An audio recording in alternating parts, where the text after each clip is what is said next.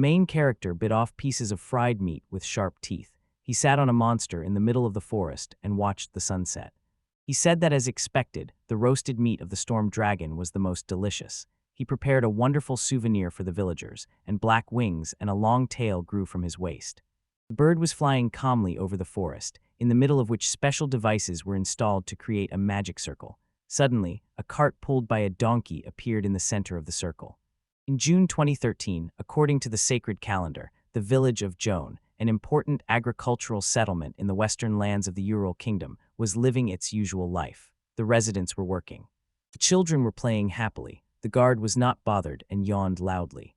The guard said he was very hungry. He was sitting on a barrel at the entrance to the village. Suddenly he saw a cart approaching. On it sat Kakiu, smiling. She spoke kindly and asked how he was doing. The man replied that he was full of energy even at night, and the boy laughed and said that he had made him imagine that. Handing him the money, Kakius said it was the entrance fee, but the man refused because he was already like a local, so Kakius insisted that the rules were the same for everyone.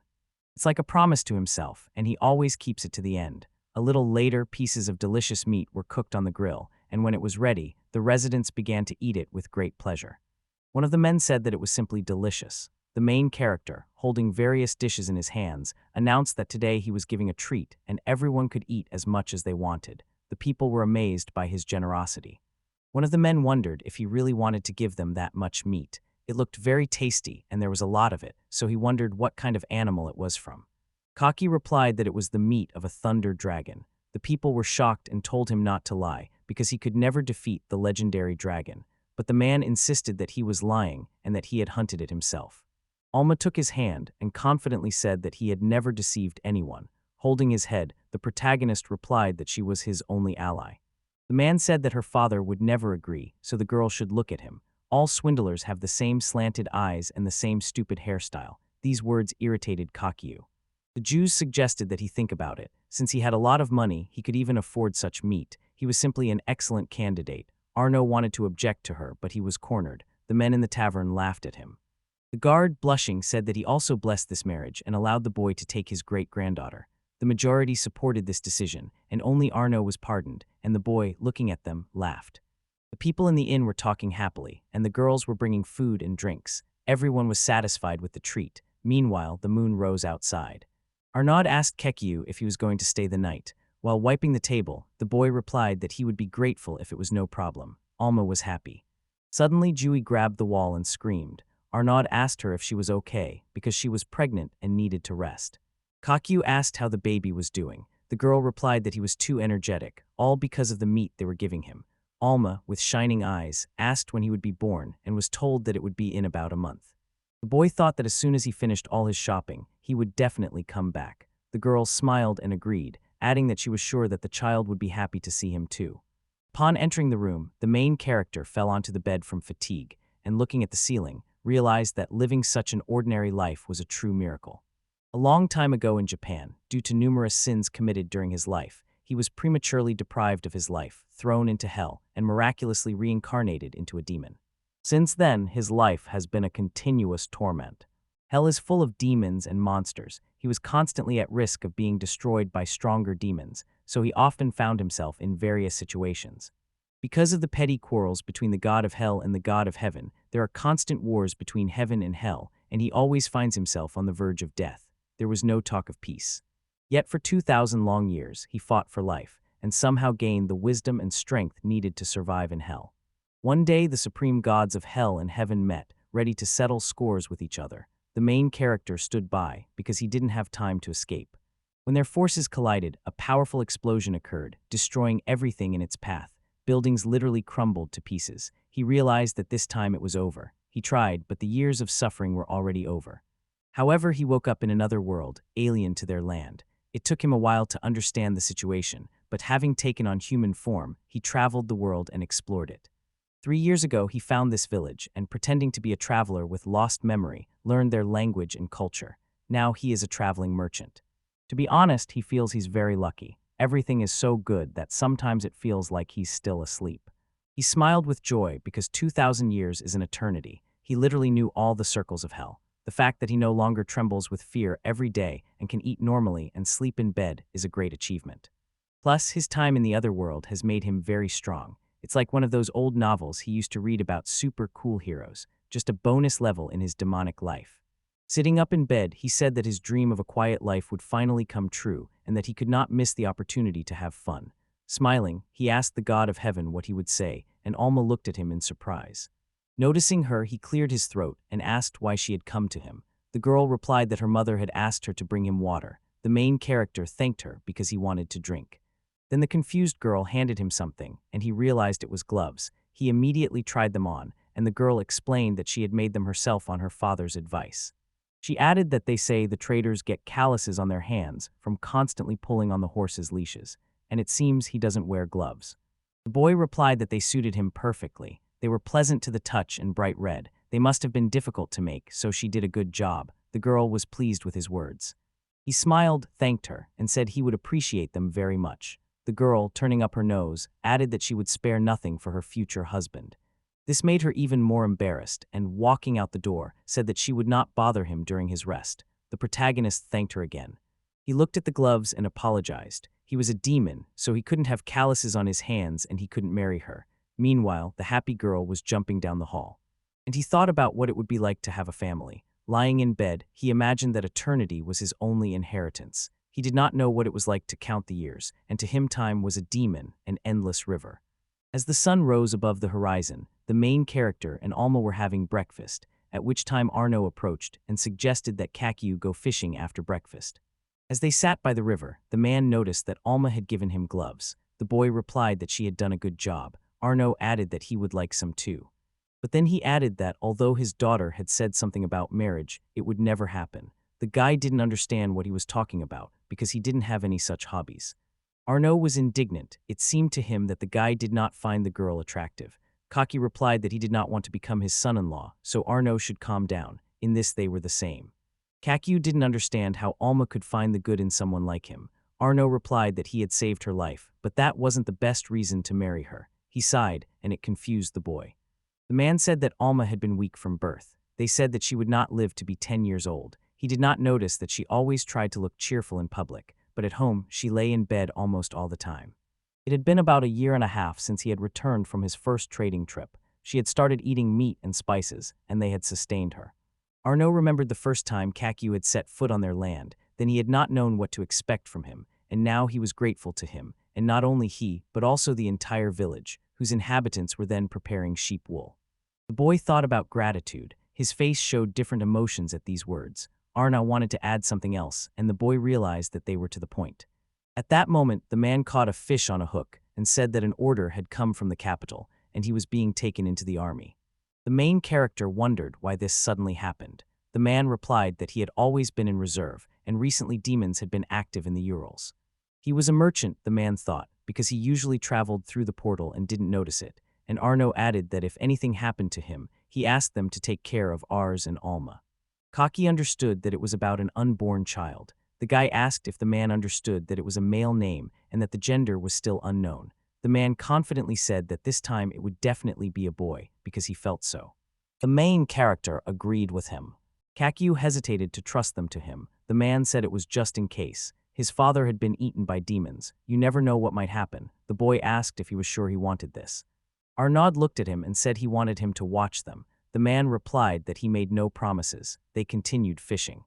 Later, the protagonist prepared his cart, received only 30,000 reals, and was thanked for the food he brought.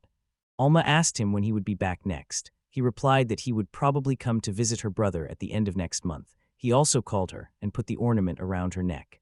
The girl looked at the shining stone with joy. He said that it was a necklace made of dragon scales as a token of gratitude for the gloves. He asked her to take care of herself. Then he left, and the villagers thanked him and smiled happily. After some time, he came to another city where there were many people. He bought and tried different foods. When he left, he started looking around. In July, he arrived in the city of Viperna, the capital of the dragon kingdom of Gazaria. He was given a certificate of promotion to mid-level merchant and a bill of exchange. Now he had more opportunities. The girl behind the counter greeted him, for which he thanked her. Later, he went into a clothing store, where he was offered the dark cloth garment he had requested. He resolutely decided to buy it, and the garment cost 1 gold coin. The woman was surprised that he was already at an intermediate level, because she thought he was still young. The guy laughed and said that he would have a good time when he returned to the village. She asked him if he had come from the Urals. She told him to be careful because the Holy Knights were currently conducting an expedition there. He asked her about it again. She replied that it was said that Holy Knights, blessed by the goddess, sense the presence of demons, and every few years they are allowed to conduct a special expedition to neighboring countries to destroy all demons. But these are just rumors, because people cannot sense demons, and the Holy Knights slander the villages, accuse them of witchcraft, and rob them under this pretext. She asks him to be careful when he returns, but he has already left the premises. Once outside, the protagonist uses a mana summon to follow the tracks. He thought that teleporting in the middle of the city was not a good idea. He didn't want to do it, but he had no choice, because he was tormented by an unpleasant premonition, and after a while he found himself in the place indicated earlier. He ran through the grass and quickly approached his village. From a distance, he saw that it was engulfed in fire, with black clouds of smoke rising above it. His face was filled with terror. He slowly walked towards the village, thinking about what to do, not panicking. He sighed deeply. As he ran, he thought he needed to calm down. Maybe it wasn't so bad. The smoke could have been from cooking. They often burn grass here, although it was clearly not the season. If it had been a fire, he would have managed. Suddenly, he heard someone's voice. He imagined his friends running towards him. But he saw not what he expected. The entire village was burning, and the villagers were lying on the ground. The protagonist walked past the people lying on the ground. Bright flames blazed around him. When he reached there, his face contorted in pain. He started screaming loudly because he saw the people he had spent so much time with before. They had already left. At that moment, a heavy rain began, and the main character wondered what had happened and who had done it. So he watched the souls with a devilish eye so that they would explain to him what had happened. She saw the villagers gather and asked the Holy Knights to stop because they knew nothing about demons. They replied that they should not lie. There was clearly a demonic presence in the village. They also found dragon meat, but without the magic inherent in demons. It is impossible to destroy a dragon. If they are innocent, they must say where they got this meat from. Arno could not answer, and the man realized that he was clearly covering for someone. He said that they were servants of demons and they must be destroyed. The stunned boy realized that they were protecting him. Remembering the past, he realized that he had not saved anyone again. He did not understand why this had happened to them. His face darkened with rage. He thought they were mocking him. He used the devil's eye of the soul seeker and saw hoof prints. With their help, he was able to see the path the Holy Knights continued on and found the place where they were. A clear image of many riders moving away from the village appeared before him. He began to gather his magic. It rose so high into the sky that people from all over the world could see it and tried to figure out what it was. At this time, one of the knights began to call out to the commander, who shouted at him to leave him alone, but the knight insisted. He looked up and saw a powerful attack glowing above them, and the Holy Knights began to stop their horses and look up. At this time, the main character stood in the middle of a destroyed village. An explosion sounded in the distance. For 2 millennia, he wandered through a bottomless hell, where every moment was filled with the pain of loss. There is no place for hope here, only darkness, hunger, and a desire for the end. He became a shadow of himself, a monster without a drop of humanity, defiling and devouring souls. He turned into a creature worthy only of hell, and this village became the first victim of his fall. He was going to use them to get information, and if they got in the way, he would destroy them, but the way they treated him and how he spent time with them made him change his mind. It felt so good to laugh without ridicule, to enjoy delicious food, and to feel the warmth of someone's hands, all of which he had experienced for the first time in 2,000 years, and it was priceless. And they, the gods of hell, want to take even that away from him. Then he won't need anything else. There's no point in taking anything if he's going to lose it anyway. A cunning figure appeared above him and said that everything was broken. He tried to resist her, but she told him to remember who he was. Then they began to merge, and the guy laughed. He completely transformed into his black demonic form and began to roar loudly. His scream caused a black energy to appear above him.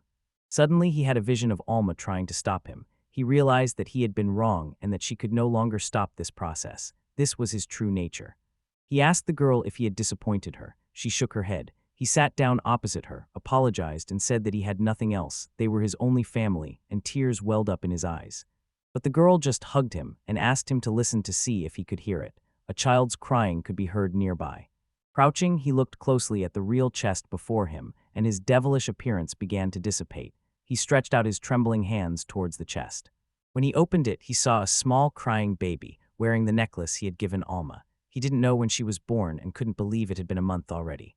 He remembered how he and his husband had discussed the boy's name earlier. He picked up the child and held him tightly. Tears streamed down his face. He called the child by name. This will be his unbreakable oath. The demon Kakyu will make him his son and make him the happiest man in the world, he swears on his soul. After these words, his soul was bound in chains. Holding the child in front of him, he thought that he had failed to promise Arno that time, but this time he would. He told Ars not to worry. From now on, his life would be full of happy moments because the devil's promise was unbreakable. At that moment, the sun rose. In the depths of hell, the gods laughed at him. They could not understand what kind of devil would sign a contract, giving his soul as payment. Meanwhile, they calmly played chess.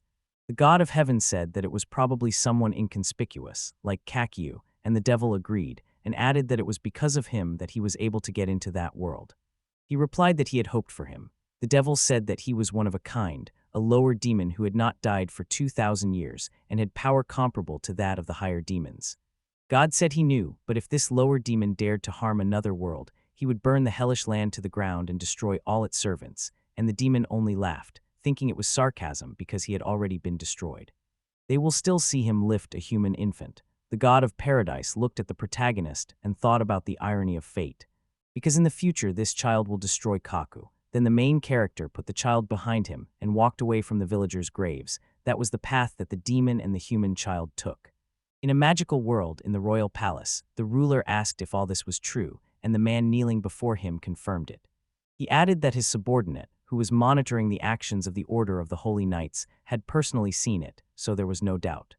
The demon king of Zel, Milkino's Lucifer, said that perhaps there was someone equal to him in power, or perhaps stronger. People around began to whisper that this could not be. They were asked to calm down, because they were at the court of His Majesty, the ruler of the land. Tiakia said that, on the orders of the Insect Lord, a research team was formed and has already been sent to the location. One of the four great demons jumped to conclusions. All the demons under his authority were ordered not to interfere. The man followed this order. Hades told his father that he was a coward and suggested that he go there himself and check. The woman told him to be quiet, because in public one should speak differently. Zel thought they were probably hiding, so that no one would notice their presence, and then they would erase all traces after the deed was done. If they were attacking the Holy Knights, they were clearly not their enemies, and for now they could only observe the situation. He laughed and said that they would eventually be in his hands. In the world of men, on the land of the Holy Church of Carmel, the people joyfully welcomed His Holiness the Pope. They noticed that the Blessed Virgin was very beautiful. She was holding a small child in her arms. Someone said that when he heard about the events in the Urals, he was very scared, but the princess was blessed by the goddess. If the legends are true, the Holy Virgin will definitely find her hero. Jed Kruger, commander of the Night Order, said that the birth of an heir would bless the people. This is good news. The 58th Pope, Arlius de Caramel, agreed with him and added that she had given him hope in the form of the Blessed Virgin, as a priest who protected humanity, as a head of state, and most importantly, as a father. He felt a small burden lifted from his shoulders. But the aristocracy seems unimpressed, and Kid believes that now even they will realize that this is not the time to engage in political squabbles, for the birth of a holy virgin means that the world of men is in danger. The girl agreed with him and told him not to worry. She was sure that this girl would bring them a true hero. He agreed with her and suggested that they pray for the goddess to bless her. This world is inhabited by gods, including the goddess of creation and angels, and is divided into 3 levels: heaven, the human world, and hell, connected by a world tree, and below reside powerful demons and evil creatures ruled by the demon king. The main character sat among the goats, which licked him. A month and a half had passed since he took the boy. In order to have milk, in the morning he milked the mountain goats brought from the village. Our boy was fine. He had already started crawling when we entered the house. Kakyu screamed that he was running away again. This child is very restless. He is only 2 months old, and he is already so active. Suddenly the baby screamed, and the main character realized that she was hungry. In a month and a half of fatherhood, he had already mastered the art of preparing baby formula. First, you need to boil water, then heat the mixture in a water bath and cool it to a warm state. He gave the boy a bottle that he didn't like. The boy wondered if it was really that bad. But that's okay. The taste of goat's milk can change a little from day to day. Maybe the boy was just a gourmet. But he had another idea. He added berry jam and a little sugar to the bottle, then gave it to the boy and decided to try again. Hours spat it out again with a displeased expression on his face. The main character was upset at first, but then decided not to give up because he was dirty and needed to change clothes, so he asked him not to mess around. The The sweaty boy thought that he had no idea that raising a child was so difficult. He didn't underestimate it, but having spent thousands of years in hell fighting and mastering thousands of spells, he was sincerely confident that he would handle it much better. In fact, he doesn't know any spell to wash diapers, so he does it himself. There is no spell to make a baby laugh, and even less so there is no spell to stop her nighttime crying, so the real heroines are the mothers. When our little one finally fell asleep, the boy was very happy. Sometimes raising a child seems so hard that he remembers hell. But as soon as he looked at that real face, all his strength returned, and probably Yuz and Arno felt the same, and he, thinking that he wanted to show them this, fell asleep. Suddenly opening his eyes, he thought that now was not the time to sleep. When the boy fell asleep, the household chores began. He had to have time to wash, chop wood, and look after the animals. He did it as quickly as possible. He also had to work in the garden. He stood with a hoe in the field and watched the crows fly by. They had already flown away from where they had been before. They moved from the Euro Kingdom to the southern continent to the country of Elbrand across the sea, and their new home is in a forest in the central part of that country.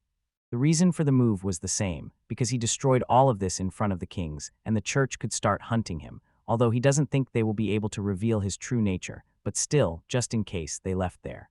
His house is carved into the rock. It was once a watchtower by the road, but now that no one is there, it has been forgotten. It fits well into nature and offers a beautiful view of the rainforest. The man completely furnished it, created a well with magic, and moved the interior there, redone everything inside. This is one of the shelters he found and occupied during his travels before settling in the village. Even though the forest was quite dense, he still strengthened the magical camouflage curtain just in case, because someone as vigilant as those holy knights might come along.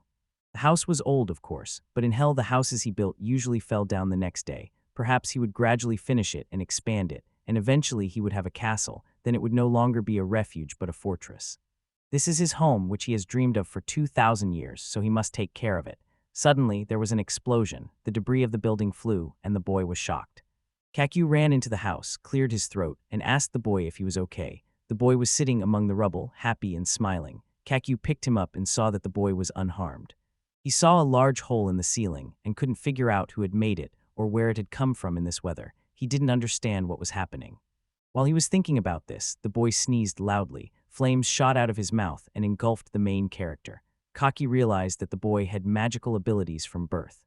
He began to wonder why this was considered the norm in this world, when almost no one in the village knew how to use magic, and then the only answer came to his mind: dragon meat. He treated all the villagers to this, and brought it to them regularly for about a year and a half, and the only child with such abilities born at that time was ours. Assuming that the magical energy of the dragon eaten somehow affected the embryo at an early stage of development, it turns out that he was born in a human body, but at the same time has the magical energy of a dragon. So it's all his fault. Maybe that's why he's growing up so quickly. An unbearable burden has been placed on him. It's unlikely he'll be able to live a normal life in human society. After another attack by the child, the boy realized that he needed someone else, so he decided to create a magical creature and drew a circle on the floor, in the center of which he placed the ingredients. Soon, creatures began to appear from there, which he called his mini-versions and which he could control at will. In hell, where there was no room for delicate work, they were useless, but they could handle household chores, so life would be a little easier. Then he began to teach them how to run the household and take care of the child. Not everything worked out. It seemed they needed more practice. At first, he planned to raise him himself. Compared to the hell of constant fighting, natural disasters, and chaos, raising one child is a walk in the park. With a mad look, he told the child to look at her father. He would do everything to raise him to be the best person he could be. Meanwhile, monsters were hiding in the bushes nearby. After 2 weeks, the main character is completely tired of crying babies, feeding every 2 hours day and night, changing diapers, waking up at night, and wanting to run away. He only has time to calm the child down briefly, to do housework, take care of the garden and the animals. He has to constantly repair the house with magic. There is no time to work or hunt, and food supplies are dwindling. When he coughs, explosions occur. When he laughs, hurricanes occur. When he pees, a powerful stream of water appears. When he cries, a thunderstorm occurs. It's strange, even though he's not in hell, he wants to sleep for at least an hour. He told himself not to be sad, thinking about the child. Finally, fatigue overcame him. As he slept, he remembered the conversation with his father. He asked him to listen, but his father replied that it was his job and he had no choice. The boy said he liked the school and that he would stay. His father asked who would pay, and he replied that he would earn it himself. The man said that he needed to study now, not work. He was not only going on business trips, it was for the sake of his future. The guy asked him not to decide everything himself. He tearfully said he didn't need it, ran into another room, slammed the door, and looked at the family photos. He missed his mother, who had died. After that, he woke up, rubbed his eyes, and immediately noticed the goblins attacking him from above. He finished off the attackers with one move, wondered how long he had been asleep, looked back at the cradle, saw that the child was not there, and began calling him. In a panic, he hoped the child hadn't been kidnapped, so he quickly ran outside and used the devil's eye to observe the soul and find its traces. He ran quickly towards the track. He was so exhausted that he didn't even notice the goblins entering the house. He even set up a protective circle, not realizing what he was doing. He doesn't understand what kind of father he is and how he can raise a child. He only asks for one thing, that everything be okay with the boy. Jumping out of the bushes, he called out to the child and saw that the girl was holding the child with one hand and strangling the goblin with the other. The girl looked at him cautiously, and one of our men looked over her shoulder. The boy looked at the painting in front of him in surprise. He did not understand who they were and why they were talking about this remote place. The man next to the elf spoke in an incomprehensible language. Then the boy called out to the man. Kakia said he didn't quite understand what they were saying, added that it was his son, and thanked them for saving him. The man replied that he didn't know he was a foreigner. He added that they had run to the holy city and had seen the goblins dragging the baby. He was very happy that they had found its father at once and told her to give the baby to its father. The man reached out to the boy and apologized, probably because he had scared him, but the girl didn't let go and hugged him tighter. She asked if he was really the father of this child and if he knew where they were now, but the man didn't know what to tell her. She added that it was the great Borkley forest. Fire dragons lived there, and people avoided the place, considering it an uninhabited wild forest. Far from the busy roads, a scantily clad foreigner walks along an old path with a child in his arms, in what appears to be a case of child abduction. She asked him again if he was really the father of this child. He tried not to think about whether he was fit to be a father. He doesn't know for sure, but he can say one thing for sure. He told the girl that he couldn't give details, but that for him this boy was the most precious son in the world. Hearing his words, the girl apologized and gave him the child. She was impolite to ask such questions, so she asked him not to be angry with his son's benefactors. He replied that her distrust was quite understandable. Then he thanked her. The girl clasped her hands and said that people like her shouldn't be thanked. She got back into the runner and they drove off. Actually, the main character guessed, but tried to hide it until she asked him. We only have him. He can't live a normal life. He thought he could raise him himself for his own good, but he was wrong. It was for his own good. He was afraid that the more people there were, the greater their horror of loss, so he wanted to leave only the boy with him, but that's not how a father behaves.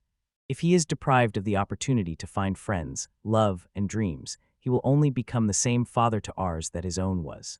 Even if there are more dear people, he will never allow himself to lose them. He must be ready to protect them at any cost. To be a true father to the boy, to fulfill the promise he had made that day, holding the child close to him, he asked him what he thought about it. He remembered the smiling faces of his parents and sister and imagined the boy reaching out to them. He decided we were right. Lifting him into the air, he said he would do everything he could. They would find people who would become their family. In the federal kingdom of Elfland, in the southeastern part of the Great Forest, in the Sky Falls Gorge, someone was happy that they had finally managed to steal a dragon egg. It was simply unbelievable, but he was told not to be proud. They would be happy when they returned, even though they were already quite far away. He didn't know if he was chasing them, and he was told not to worry because they had put up a barrier that hid the magic and aura. For the ritual of immersing the egg into the waterfall, 8 humans and 4 S-class magic monkeys were sacrificed. Even the fire dragon could not withstand such force. They compensated for these losses with a stolen egg. They were told not to forget that the spoils were divided in a ratio of 3-1. The man replied that he would conduct all the negotiations himself. Suddenly the earth shook. They didn't know what was happening, but they knew he had to hide quickly. Looking out from their hiding place, they saw that the fire dragon had evaporated the waterfall. He was sitting under the drops of water and growling menacingly. Suddenly he rose into the air. They thought he was flying straight at them, but he headed west. They realized that it was all thanks to the barrier. They were very lucky, and they wondered where he could have gone. If he came across a city on the way, it would be the end for him. But they didn't care, even though it was the worst. The main character arrived in the city and found himself among a large number of people. Among them, he was very nervous. A port city on a large river, the closest settlement to the forest refuge, approximately 80 kilometers north as the crow flies. Located near a trade route that crosses the country and a slow river that is easy to navigate upstream, where foreign traders speak different languages. The forest on the opposite bank of the river belongs to the fire dragon. Therefore, people without business are advised not to approach it. Due to such geographical conditions, this place has become a center of shadow trade. In that case, they shouldn't have been in that place with the boy, because he needed someone to take care of him. After a recent kidnapping, he decided to give up the idea of raising a child on his own and find a wife to help him. Now it's a real wife hunt. To free up time and resources, he needs to temporarily entrust someone with some of the child's care because there are no kindergartens here. He wasn't surprised that everyone was looking at them like that, because it was rare to see a man with a child, and people said that well-dressed people with a child were easy prey, so he understood why this was happening. He hid around a corner and was able to escape them. It turned out that going somewhere with a child was much more difficult than he thought. As expected, he was unable to find a suitable person for this video. Usually, the people suggested were disqualified for crimes they had committed. Among them, you can choose someone to entrust the child to and who will cope with his uncontrolled magic. This must be a person with sufficient strength and skill, but such people are not so easy to find. Thinking about who would take care of the child, he forgot the image of the girl who had saved him earlier. He didn't understand what he was doing because he had missed an extremely talented person. He would never meet such geniuses again, so he tried to support him and realized that what had been done could not be changed. He had to pull himself together. He heard one man say that if such a big customer came, there would be more noise. Another man replied that he had definitely heard the trading company say that. They say that Sabas the seer is in town now. He deliberately came incognito, which means something big is brewing and it's a business opportunity, and the main character, upon hearing his name, is surprised. Louis Sebastian runs a powerful trading company that trades in almost everything, and in a single generation, he has risen from the bottom to one of the most influential merchants on the continent and has become a supplier to the royal family. Even the small merchant Kakyu knows about him, and although he is not sure if it is true, it is good news, because such a merchant can help find the right person. So he decided that their goal today would be to find him and make contact with him. In the abandoned building on the opposite bank of the river, the girl sat by the crumbling wall. She wondered why she had believed his words then. After all, she thought she would never be able to trust anyone again. At that moment, a man came up and told Elsa that the ship was ready. The girl noticed him and started to get up from her seat, calling him Mr. Sebas, and the man smiled softly at her. At this time, the main character was trying to escape from the merchants who were chasing him. They were shouting that he had burned down their shop, and he wanted to apologize because his child had sneezed fire. He finally found himself in a dead end. The men ordered him to surrender and said they would hand him over to the police. The people around them paid attention to them. The boy raised his hands in a pleading gesture and offered to make a deal, promising to pay everything back. The man shouted that only a fool would believe his words because he looked like a swindler. The man thought that he had not been addressed like that for a long time. There are too many people around, so he can't jump or teleport. One of them asks confusedly what he's doing in the city, and everyone starts shouting to escape to the ship. The boy looked up and was amazed at the picture before him. Right above him in the sky was a dragon with its mouth wide open. The hero saw with horror that the dragon had opened its mouth and was preparing to attack, its fire setting everything around on fire. After stopping the attack, the main character told him to calm down because he was not ready to take responsibility if the boy got hurt, and he did not understand where the dragon came from, but since it saved them, now they can leave. They stood with the child in the middle of the fire, and the main character remembered how he had come to the village. There was panic on his and the child's faces. He hesitated and did not know whether to run away. Meanwhile, the people on the ships watched as the dragon flew and emitted flames, and Sabas realized that it was a fire dragon and decided that it was dangerous. He ordered everyone to return to their ships because they were already sailing away. The girl asked him to wait because the children had not yet boarded. She saw people pushing them on the shore. The man was shocked by this, and at that moment the girl jumped out of the ship, saying that she would help them. She jumped from boat to boat, quickly approaching the shore. The man thought she was very brave. Kakyu thought about what to do. If he intervened in the battle, too many people would see him. If he destroyed the dragon with attribute power, even the church would know about its existence. To save the stranger, he would have to risk his son and become a target for the Holy Knights, but while running away might be the best thing for him, he doubted whether it was the right choice. He clenched his hands so that they trembled and realized that he would not be able to cope. There were many scars on the dragon's body. Suddenly, a chain began to wrap around one of its paws. A man on one of the sinking ships threw it at him. The girl ran after him. People around called out to everyone to see what was happening. Elsa confidently approached the dragon with a sword in her hands. Meanwhile, the dragon pulled its paw and prepared a powerful flame for an attack. The girl rushed at him without hesitation.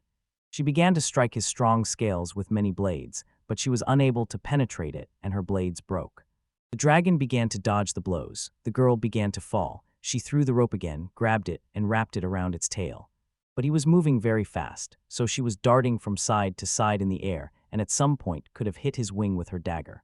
Her powerful blow tore the dragon's wing into several pieces, and he remained in the air, chained to the ship, staring at his wing. After that, he began to break free and fly in the other direction, but the ship prevented him from moving, crashing into buildings and destroying them. Finally, the chain broke, and the dragon fell on the city. The girl landed not far from him. From the roof of the building, she looked down at the fallen dragon, its wing torn off, standing before her amidst the rubble of the buildings. The people below were trying to escape from them. She was high above him, the smoke from his attacks billowing into the sky. The main character, looking at her, recognized her as the girl who had previously saved his child. Elsa thought that this fiery dragon, judging by its slow movements, was covered in wounds. She assumed that it was done by humans. They were so foolish as to anger him and provoke an attack on the city. In open battle, she had no chance. She glanced at Sabaz, who was leading the children to the boat. She needed to buy them some time to escape, so she decided to use Twilight. The dragon was confused, and the man watching realized that it was a magic that strengthened the body while blinding it, and the girl was ready to defend herself. Since the dragon temporarily lost its rhythm, she was able to perform a blade dance and dealt him numerous blows, people shouting that she was succeeding and that she would defeat the dragon. The main character thought differently. She didn't harm him at all, and meanwhile new wounds began to appear on her. The veins on her face bulged from the tension. She rushed at him again, screaming, but her strength was leaving her, and the guy realized that everything was bad. She was just trying to buy time, so he urgently shouted to the people not to run away from there. Meanwhile, the dragon caught the girl with its wing, causing her to fly away from him, and seeing the destruction and debris flying towards the residents, she rushed to their aid.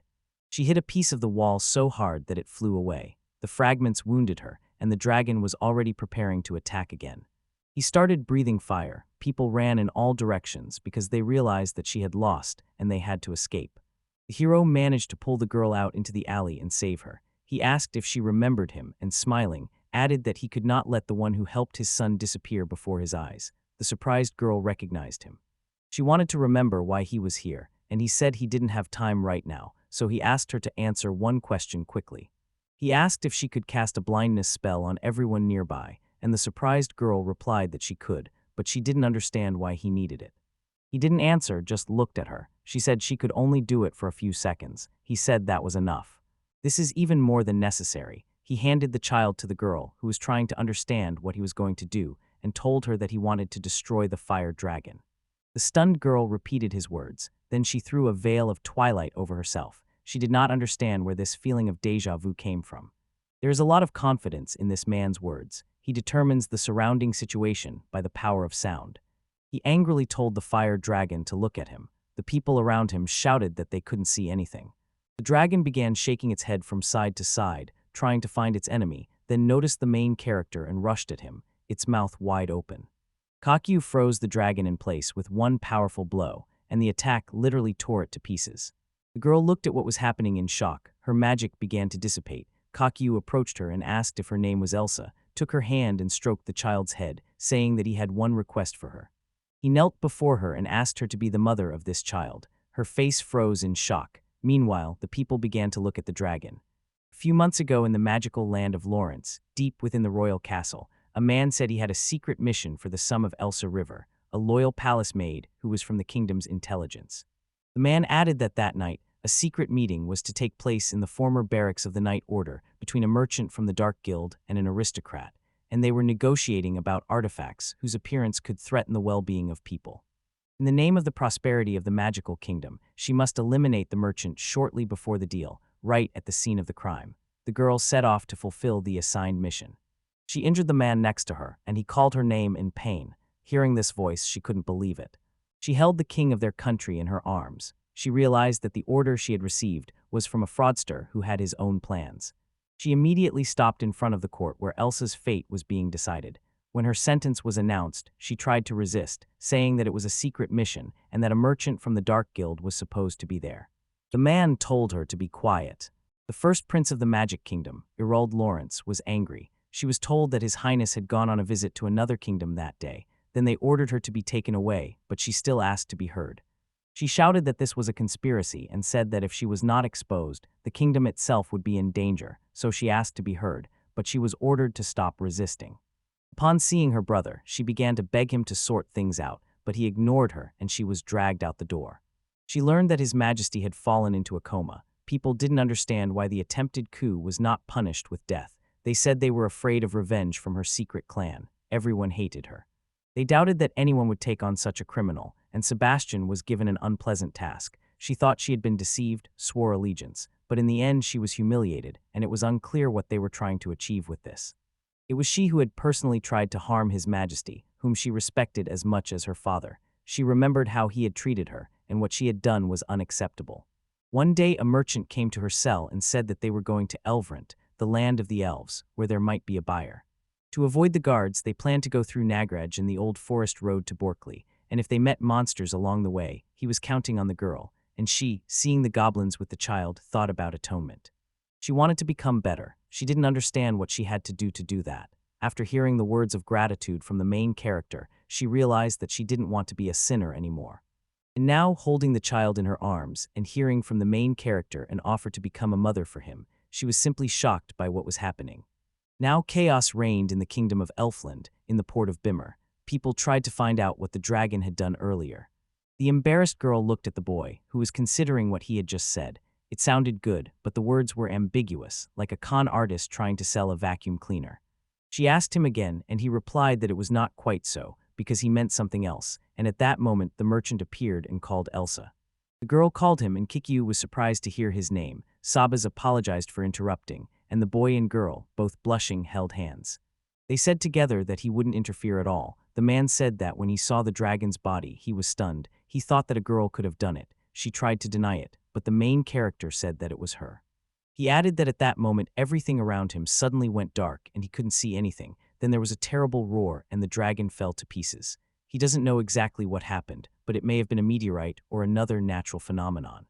The girl asked the man if the children were all right. He said she had helped them. They must be illegitimate. The real ones must have a magic mark that is not anywhere on their bodies. At this time, the children cried bitterly and asked if the dragon had gone. They wanted to go home. Elsa hugged them and said that everything was fine now and there was no need to be afraid, and Kiki watched what was happening with a smile. Saba said that he and his men would take the children to the church of the holy city, but he wondered what would happen to the girl. She wouldn't know what to say. Sebas asked the boy if he wanted to take her. He replied that it was natural, but first he wanted to clarify something with Elsa herself.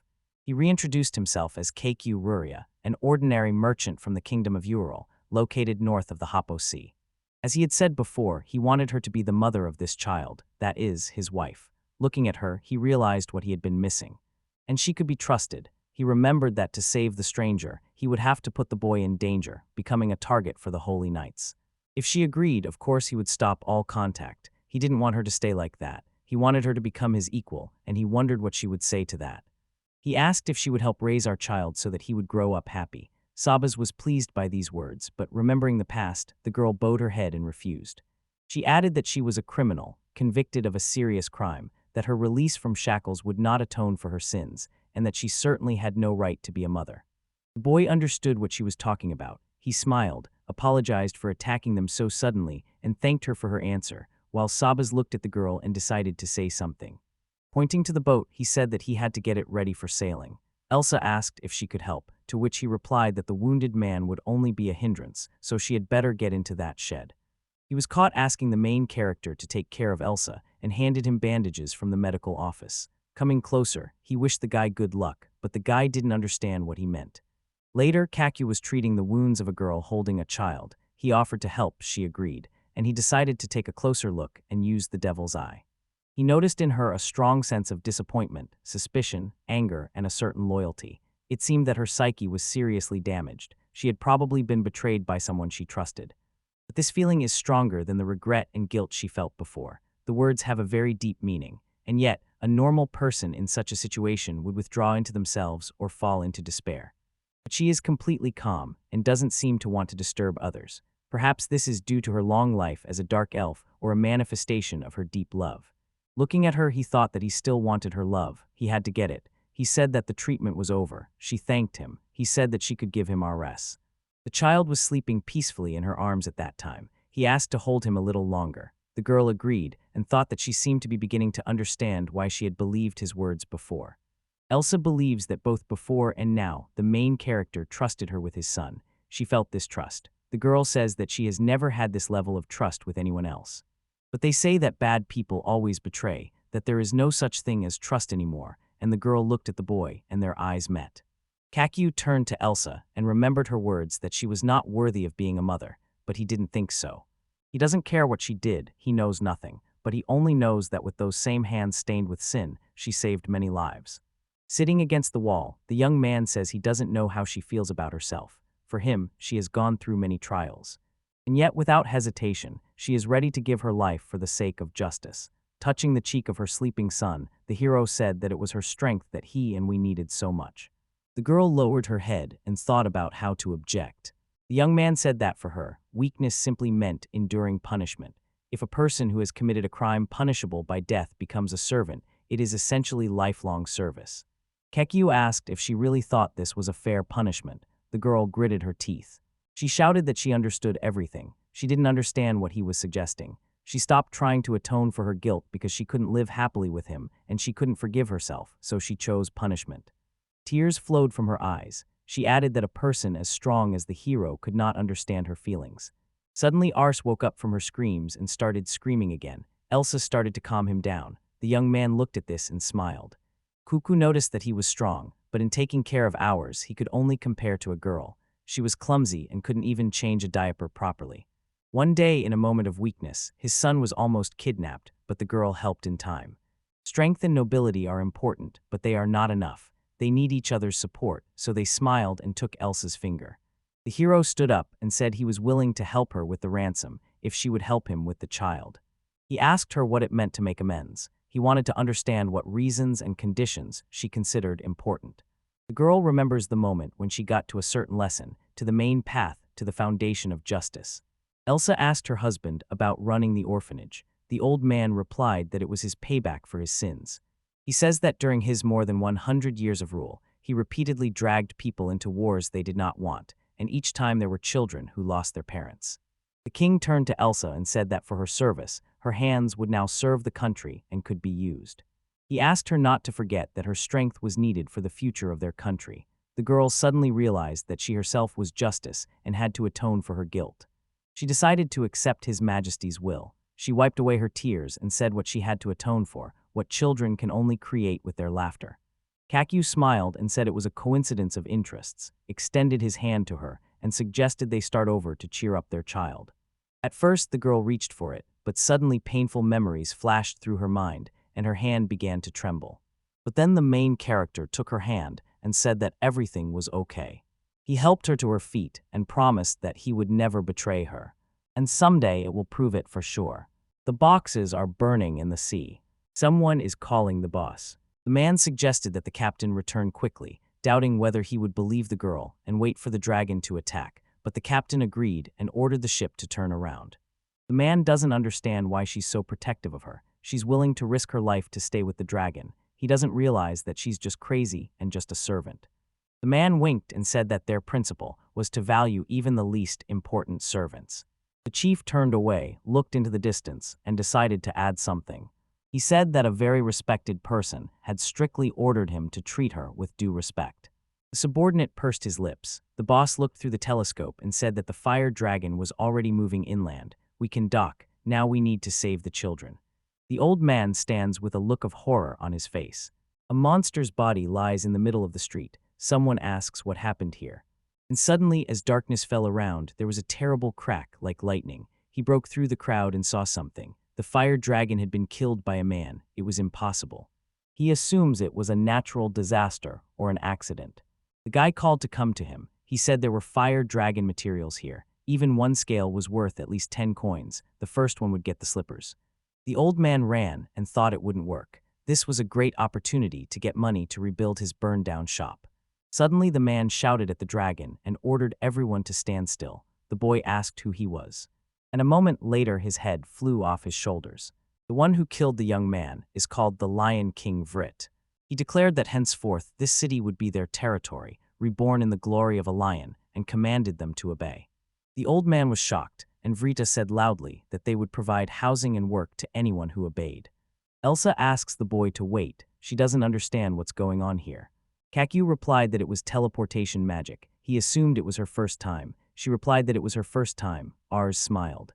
The girl asked why the teleportation point was in the air. The young man apologized for this and added that he could lie down. This surprised the girl. Damn you, meet the girl at home. A few minutes ago, on the opposite bank of the Bamola, Elsa had demanded proof that he would not betray her, and the young man had replied that it was not difficult. They use a service contract. The girl looked at him sadly.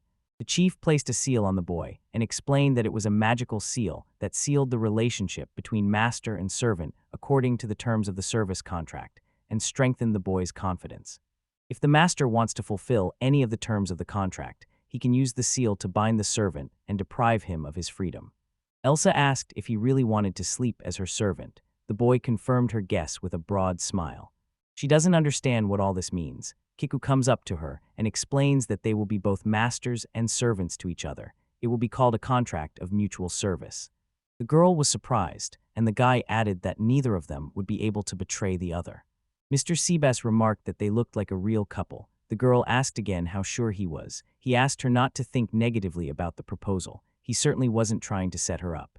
Sebast ordered them to place blood seals on each other's bodies. The heroes did so. Everything around them began to glow. There was now a large forest of broccoli and cacti in front of the base. The heroes landed in front of the house. The young man explained that he had converted an old abandoned fortress and thought it was the perfect place for a refuge. The girl silently repeated his words about the shelter, but the hero distracted her from her thoughts and called her into the house. There was chaos inside. The young man apologized for all the mess. I looked to the side and noticed that part of it was emitting a dark, magical glow. The guy explained that he was putting the bones and skins of elemental dragons and other powerful monsters there. While Kakyu was putting RS to sleep, the girl couldn't figure out who this guy was at all.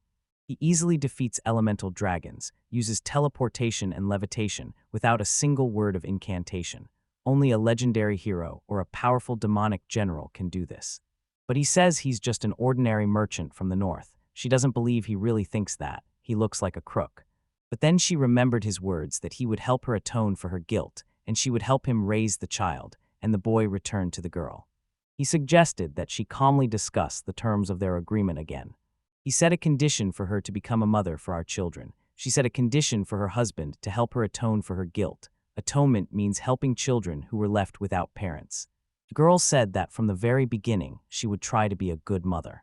Kakyu said he would quickly take care of the garden and animals, while Elsa would clean the entire house in the meantime. It was already evening. The girl lit a candle. Our child was asleep. She sighed and smiled, looking at the sleeping child. She finally finished cleaning. She looked out the window and noticed a clay doll that looked like Kakyu, and was surprised that he could even control them. The girl doesn't understand why he's hiding. Such a strong man wouldn't hide without a reason. She assumes he's up to something. However, she pushed these thoughts away and said that she also had a dark past that she did not want to remember, and the hero had saved her life, and she decided to become his servant to earn his trust. She knows that deep down she trusts him. His current anxieties have a completely different source. She looked at her hand, saw blood, doubted whether she was worthy of being a mother, and wanted to say something, but began to lose consciousness. The hero entered the house, assessed what he had managed to do before sunset, and suddenly noticed a girl lying on the floor. Elsa's earliest memory is of training with her brother. The people of her village considered fighting skills their duty, and both men and capable women underwent rigorous combat training, and according to village custom, men and women were kept separate during training. Under the watchful eye of her strict father, who was the head of the village, she strived to be the best, competing with her talented older brother and other students. There was no mother at all in her young world. Elsa opened her eyes after fainting. She was lying on a bed with an IV. Kaki was saved by the bed. The girl called her husband. He raised his head and opened his eyes in surprise. He started crying and said he was very happy. The girl looked at the boy in surprise and asked how long she had slept. He replied that it was about 2.5 days. The girl tried to get up and said she had a lot to do, but the young man asked her to wait because she had a fever and hadn't gotten out of bed for 2 days, so she shouldn't get up so abruptly. The girl apologized to him, and the young man said that with such wounds it was impossible. Besides, it was his fault, because he decided to let her rest after the fight with the fire dragon, and he apologized to her for not being able to heal her with magic. She was also surprised that the man had magic that he didn't know how to use, and he answered in the affirmative. He placed a cloth on her forehead and said that not all magic was under his control. He regrets not being able to use magic. Then the boy remembered the milk. He said that the girls thought he would be in the barn if she needed anything. She could be called through the doll and he would come. The girl asked about the doll again. The boy explained that it was a portable mangacaps. It had built-in magic that allowed it to communicate with its owner even over long distances. The girl remarked that it was convenient. The boy also brought hot vegetable soup that he had prepared for her so that she could eat it as soon as she woke up. Because of the preservation spell, it was fresh and warm, as if it had just been cooked. He advised her not to rush to eat when she was very hungry. It was bad for her health. She should eat slowly and drink water. Then the boy left. The girl smiled. She noticed everything around her and thought that the hero was taking care of her and the child at the same time. Thanks to him, she was momentarily plunged into memories of her mother. During one of the training sessions, she was injured so badly that she remained bedridden, as she is now. When she woke up, she saw her mother sitting next to her, taking care of her. She doesn't remember the details of the conversation, but it seems she wanted to apologize. At that time, she probably often argued with her father and didn't even listen to him. There was a bruise on her cheek. Maybe the bruise wasn't from him. The girl said that happiness lies in simple conversations and simple moments spent together. It doesn't matter whether she feels guilty for the child or seems incomprehensible. The main thing is to be a good father or mother sincerely and with all your heart, and the child will definitely feel it. Elsa also decided to try to be a good mother. She decided to get out of bed, and as she sat up, noticed the IV drip. She started pulling and then finally pulled it out. Then she licked the injection site. Picking up a cup of soup, she took a sip and said that the soup was very delicious. After changing and leaving the room, the girl greeted her husband. He held ours and asked how she was feeling. Seeing what was happening, the girl thought that the wind had blown away her order. Kaku asked our people to wait. Suddenly, the child screamed and suddenly fired a shot. Elsa was shocked. The hero exhaled and noticed that it was another hole in the wall. The girl was shocked. Elsa thought the father and son were the strangest people she had ever known. This family had a tough road ahead of them. Elsa announced the start of their first family meeting.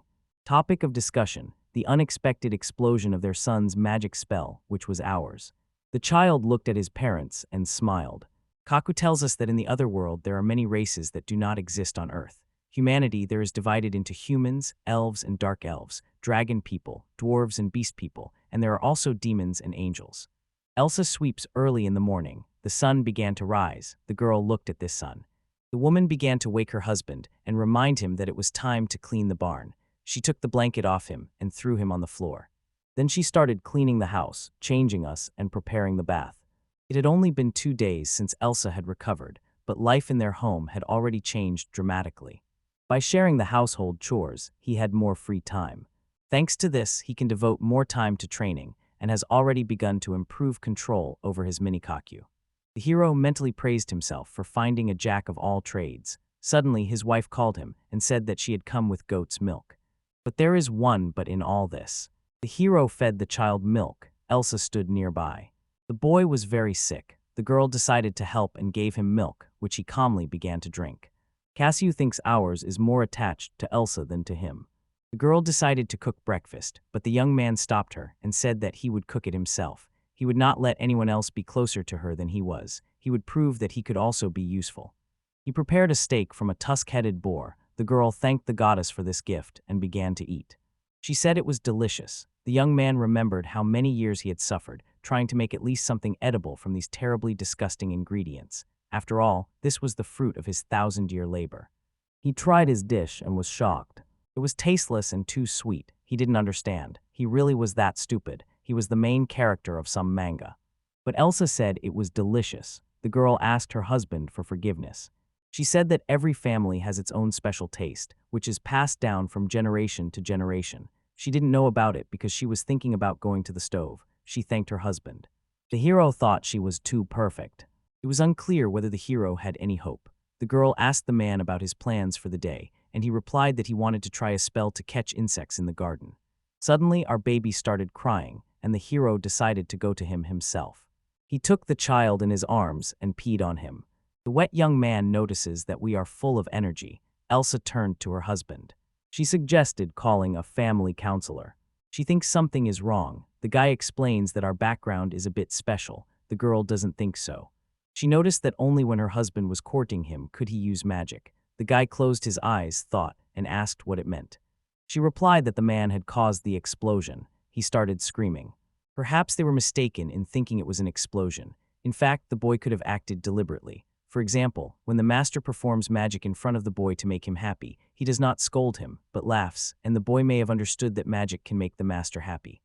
The boy realized that he had created half of these problems. The girl confirmed this. Kakyu said that he was a terrible father and wanted to become a cocoon and disappear. Elsa asked her husband not to worry. Since they had found the cause, they could fix everything. They had to act together. If he tries to be a good father, their child will definitely feel it. The girl thinks that thanks to the guy, she realized her mistake. Kakyu didn't understand what she was talking about. She had just said that she didn't have any qualities that make a good mother. She was 100 times better at being a parent than he was. The girl thinks that their baby just wants to please him. Maybe he does it a little strange, but he loves him very much. She looked at ours and asked about him just wanting to please his dad. He made a sound. Alkaolin, uyakaoamubewelakaakeu. Peochaviterium to Cyrillic letter 456t. Peo to Cyrillic letter 456. Mziva Cyrillic letter 456. Detivi krakquisha. Ovigaya ero krakqui Cyrillic letter 456. Inapavana anashake. Arts began to cry. A bright light pierced the hero. Several days passed. Elsa's prediction was correct. After the changes made to his upbringing, ours completely stopped showing uncontrollable bursts of magic. The hero stood in a daze. He thought about whether this house needed him at all, but he immediately drove these thoughts away. He also copes well with animals and work in the field, thanks to the fact that he lived in the tree Jorn. If the wheat grows, they will have enough to eat, and if they sell it, they will have money. Everything will be fine. This family needs him. It started raining heavily. The hero fell to his knees and said that his wheat field was destroyed. Elsa was shocked by the guy's behavior. It's just wheat. Nothing will grow here anyway. She explained that everyone here eats potatoes and rice. Because of the weather, nothing like that grows. The young man doesn't understand what he's doing. Everything is going wrong for him, and all ours does is stick to Elsa. He repeated the words about how he only does what he does, sticks to Elsa, and got angry. It was jealousy. Cyrillic letter 456 Enshael Yeri, Openuve Esyebeyepeoshchao Kakea, Shcheo Beperi Kratqui Te Ideo Te Yaemi. Cyrillic letter 456 Vcheiena Zedive Uve La Esya. He mentally reassures himself that he is very old and has actually forgotten why he contacted this elf. He has his own task. Kakyu stood up and told Elsa that he was going away for a few days. The girl asked where he was going. He replied that due to the destruction of the harvest in the fields of the Merchant Guild of the Holy City, the state was acutely lacking funds, and he intended to open his own business, carefully study the market, and find reliable buyers. Astraga, the sacred city of the United Kingdom of Elbrant. The workers were stunned that the hero had a certificate from the Northern Guild Bill of Exchange and a letter of recommendation from the influential merchant Sebastian, and the young man asked them about registration. He thinks the check will take at least a week, but as they say, it's good to have good connections, so after asking for help, the hero decided to make new acquaintances. A trader from the country of Laurent, says he is in despair because in this country, the Elbat River in its lower reaches often overflows its banks during the rainy season, making roads and crossings impassable. The Lawrence County trader agreed and added that this is why traders from Lawrence take a detour through the forest and cross by boat from the upper Bumola River. It is believed that the hero heard about the recent appearance of a dragon near Pamora. His death caused fierce clashes between the guilds. Some strangers won, their commander is called Vritra, and the road was blocked. There were many monsters on the rest of the way. Kakyu asked how to destroy them. The girl said that during the rains, when water creatures crawl onto land, all the nights are busy and nothing will work, and it is also impossible by sea. The main character thought. The next day, Kakia brought the monster's paws to Lawrence's merchants. They were shocked. Sharon couldn't believe he had defeated all the creatures in one day. It was impossible, and she told him he wouldn't be able to fool her. The young man explained that he had several mercenary friends whom he had asked for help before he came here, so today they were supposed to bring the trophy. The girl thought that the young man had been pretending to be stupid all this time. Laurent noticed that these were definitely the paws of monsters. The hero thinks that he has no connections and that he defeated this monster himself, but this is just a lie to make it easier for him. Laurent asked why he didn't tell them everything right away. He really wants them to pay him for it. The girl says they don't have any money. In response, the young man asked them to tell him about the market prices for their goods and trade routes, and perhaps introduce him to their suppliers. The merchants looked at each other. Kakyu talks about a brother and sister who trade salt, and tomorrow he will be introduced to the bosses of the Cairn merchant fleet. Elsa is happy about her husband's success. She congratulated him. They talked through the mini Elsa. It looks like a phone, but in the form of a doll. Kakya said that everything would become clear tomorrow, and mentally asked the girl to praise him because he was not so lazy. He says he will have a very busy day tomorrow, so he won't be able to answer the call. That's what he wanted to say. The girl said she understood everything. She wished her husband good luck from the goddess. The guy asked her to convey our greetings. The boy fainted and lay on the bed. He told Ars to wait and promised to show what a cool father he had. Strong, a Class C merchant from Elbrant, shook the boy's hand and said he was willing to give them priority in all trade. He offered to make a deal. He was particularly interested in his connections with the mercenaries. This was very important during the rainy season, when the safety of transportation was in question. The hero felt flattered and suggested getting down to business. He says that among these goods are the salt he sells, various materials, and monster meat. He wanted to show how the phone suddenly rang. Elsa called. He thought he had said he wouldn't be able to answer the call today. Silna asked if everything was okay. The young man replied that everything was fine and suggested continuing the negotiations. And nothing works out for him at home. Everything falls out of his hands, so at least he should be lucky at work. Silna thanked the guy for the time they had spent together. Kakyu said that they should meet up again sometime and have a drink. The girl noticed that he didn't know how to drink alcohol. The merchant laughed. The young man lay down on the bed and exhaled. He's very lucky today. When he gets home, he'll definitely be showered with compliments. He remembered his phone, which was just filling up with messages. He thought something had happened. He had to find out during the report. Also reported that they had a problem that concerned us. The young man tensed. In the next moment he teleported home. He ran inside and asked what happened to ours. However, he could not enter. He was stopped by the intense heat. The hero did not understand where he came from. Elsa called her husband.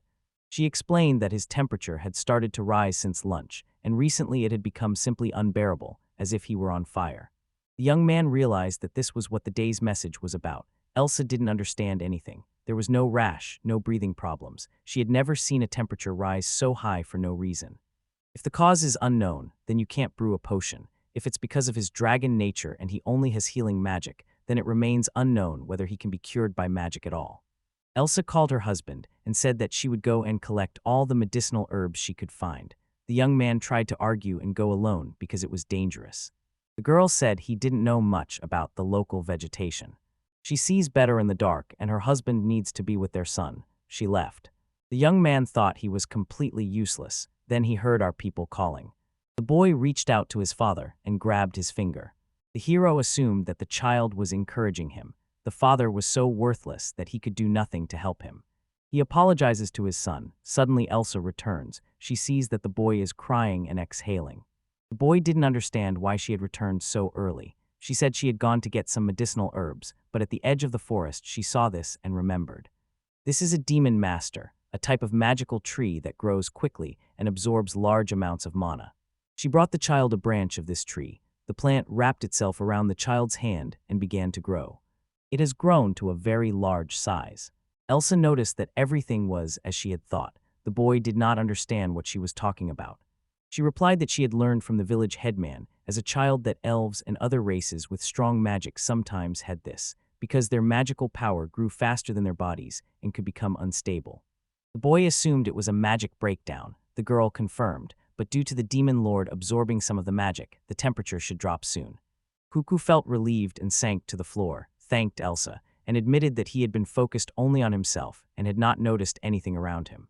He signed a contract with Elsa because he knew they wouldn't make it, but out of jealousy, he ruined everything, tried to make up for lost time with work, and in the end, he completely forgot about us.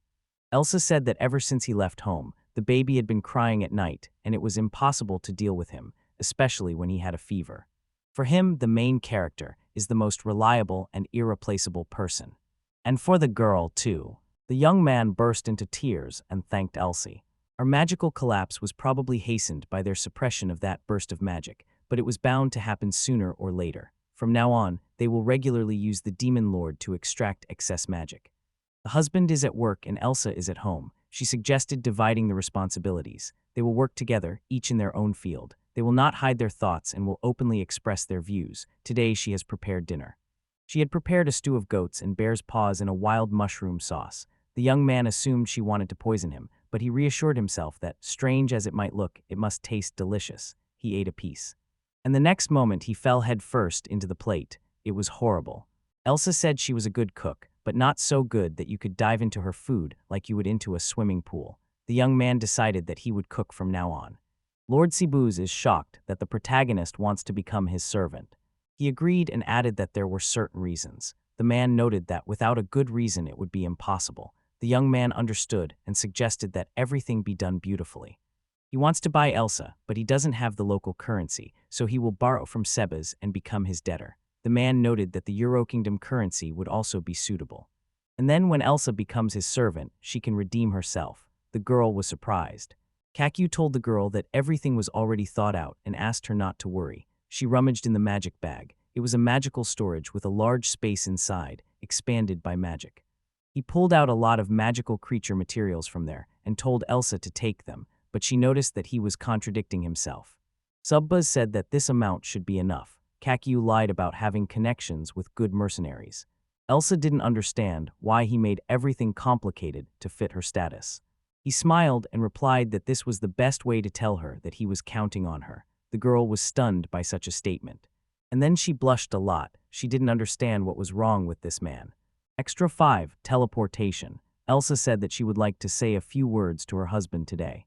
He tensed up, holding Ars in his arms. While the child slept, they decided to talk about teleportation. The girl asked him why he teleported in midair every time, and he immediately apologized. He says that if you don't specify exact coordinates when teleporting, you can end up anywhere, for example underground or in the water. To avoid accidents, he teleports into the sky. The girl noticed that all he had to do was set the necessary coordinates and asked why he hadn't done it yet. The guy looked away. He replied that he did not have time for that. Elsa ordered him to resolve the matter as quickly as possible. The young man quickly dealt with the problem. Children are a true miracle. When a person understands that he is responsible for a little person, he feels a surge of strength and love. Parenting is a mutual process in which parents and children learn and develop. Kaku says that when you live for someone, especially a child, you truly feel alive, like you've found your purpose, and life takes on a special meaning. Arno noticed that his friend had become just like his father. The bartender served him a drink and said that all he had to do was demonstrate the image of an ideal man, and the hero replied that he was already doing everything he could. His friend asked if he had kissed Elsa yet. The guy choked on his drink.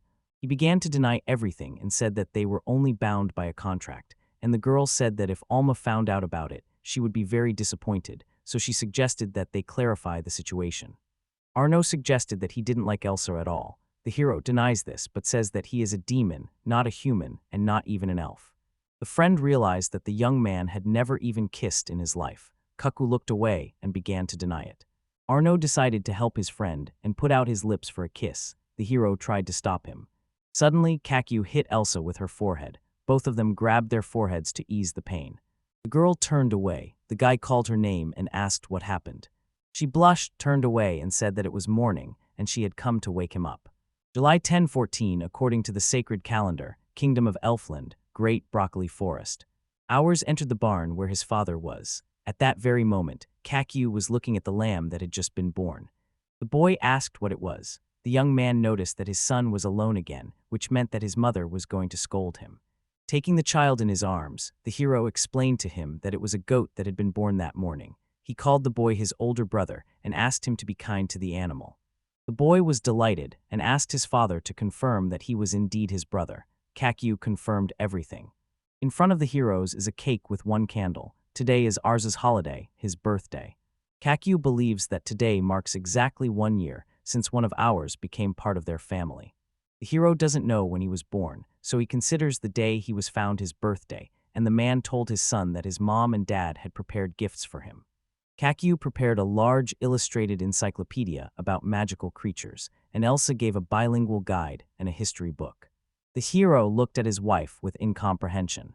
Then he asked if such books were suitable for a boy, and she replied that in her village children are taught from the time they start walking. The boy asked at what age elves start walking, and the girl cunningly evaded the answer and said that we shouldn't make ours as lazy as the hero. They continued to argue. Ours watched silently, and with each new scream he began to tremble. Tears welled up in his eyes, and he shouted at his parents to stop fighting. Kaku and Elsa were struck by Our's beauty, told him they weren't arguing, and looked at each other. The girl apologized and admitted that she was a little impulsive. She should have tried it before judging. The hero said he was wrong. He didn't know what would make the child happy, so he said too much. After a while, Ours went to catch insects. Elsa didn't understand why he was doing that. She thought he was going to eat them. The hero explained that it was just a game. Ours saw some creatures in the encyclopedia and wanted to catch them, although they hardly live in our area. One of us was standing near a tree. Kaku asked him not to go far. Suddenly, the boy pulled out some kind of insect. The hero proudly said that the boy was just like his father. He added that he himself had caught insects in his childhood, but now he didn't remember. Elsa blushed and said that she would like to see what her husband was like as a child, and at that moment, the boy remembered Arno's words about their kiss. Suddenly, a bat flew over the girl, and she hugged the boy. They found themselves very close to each other. Their eyes met. But in a moment, they parted ways. Elsa and Kakyu blushed. They were uncomfortable with each other. Our people shouted and pointed somewhere. He pointed somewhere to the side and said there was something there. There lay a small fire dragon cub. The boy continued to point at the creature. The young man did not understand where the dragon had come from. Elsa asked her son not to go near the dragon. She tried to pick him up and he cried, saying he was the younger brother. Ours pursed his lips and hugged the bear cub. Kakyu tried to remedy the situation by saying that the dragon was still very small. She got angry and started shouting that the child might get bitten or get sick. The dragon tried to say something. However, the elf looked at him angrily and he ran away. Ars began to cry and the hero didn't know what to do. That day our son cried until evening, until he was tired. The next day he often looked anxiously towards the forest. Elsa felt sorry for Ours. Suddenly, Kakyu jumped up and started to pack because he was late for something. The girl asked him why he was making noise in the morning. He replied that there would be another auction in Baymore today. He didn't know exactly when the auction for the lot he wanted would start, so he had to hurry. Otherwise, he would be late. He put on a glove. But it broke. He was sad because Alma had given him those gloves. He wasn't surprised that they were torn. He wears them every day. He thinks about what to do. He can't ride in torn gloves, but he doesn't have time. Elsa doesn't understand what's happening to him.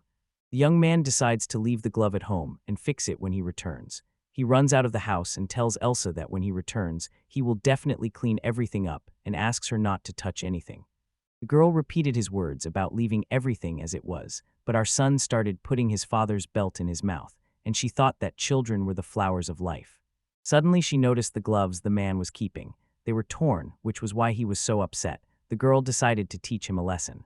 An auction house in the trading city of Baimora. A bidding war is underway for a servant. Men are making various bids. Shirin called out to the hero who was walking through the crowd. Kakyu noticed that there were a lot of suspicious people here. The girl explained that since Ritra became the boss, everything had become like this, and all his servants were illegal too. Laurent noticed that a reward had been announced for the head of the guild leader, and the merchant remarked that it was time for the mercenaries to show themselves. Kaki had heard people talk about him and his connections with influential mercenaries. They said he worked much faster than ordinary people and adventurers, but no one had seen him with their own eyes. The young man thought that some fictional mercenary was becoming more and more famous. The next lot has been announced, the 20-year wine Drake with Kingdom Sankarami, primary bet 20,000. Kakyu made a bet of $200,000. His friends asked if he had really bought the wine for 10 times the price. He really wanted the wine. He explained that their wedding anniversary was approaching. His wife was a very devoted follower of the goddess cult and often said that she wanted to dedicate the sacred city to this cult. Since it was not yet possible to go there, he wanted to bring her a little closer to that place by giving her wine from that kingdom. The girl noticed that he was quite a caring man. Cecile noticed that such a caring man needed a good gift. He pulled out a bag of gold and said that it wasn't enough to fully thank him for everything he had done for him, but he still hoped for their continued cooperation.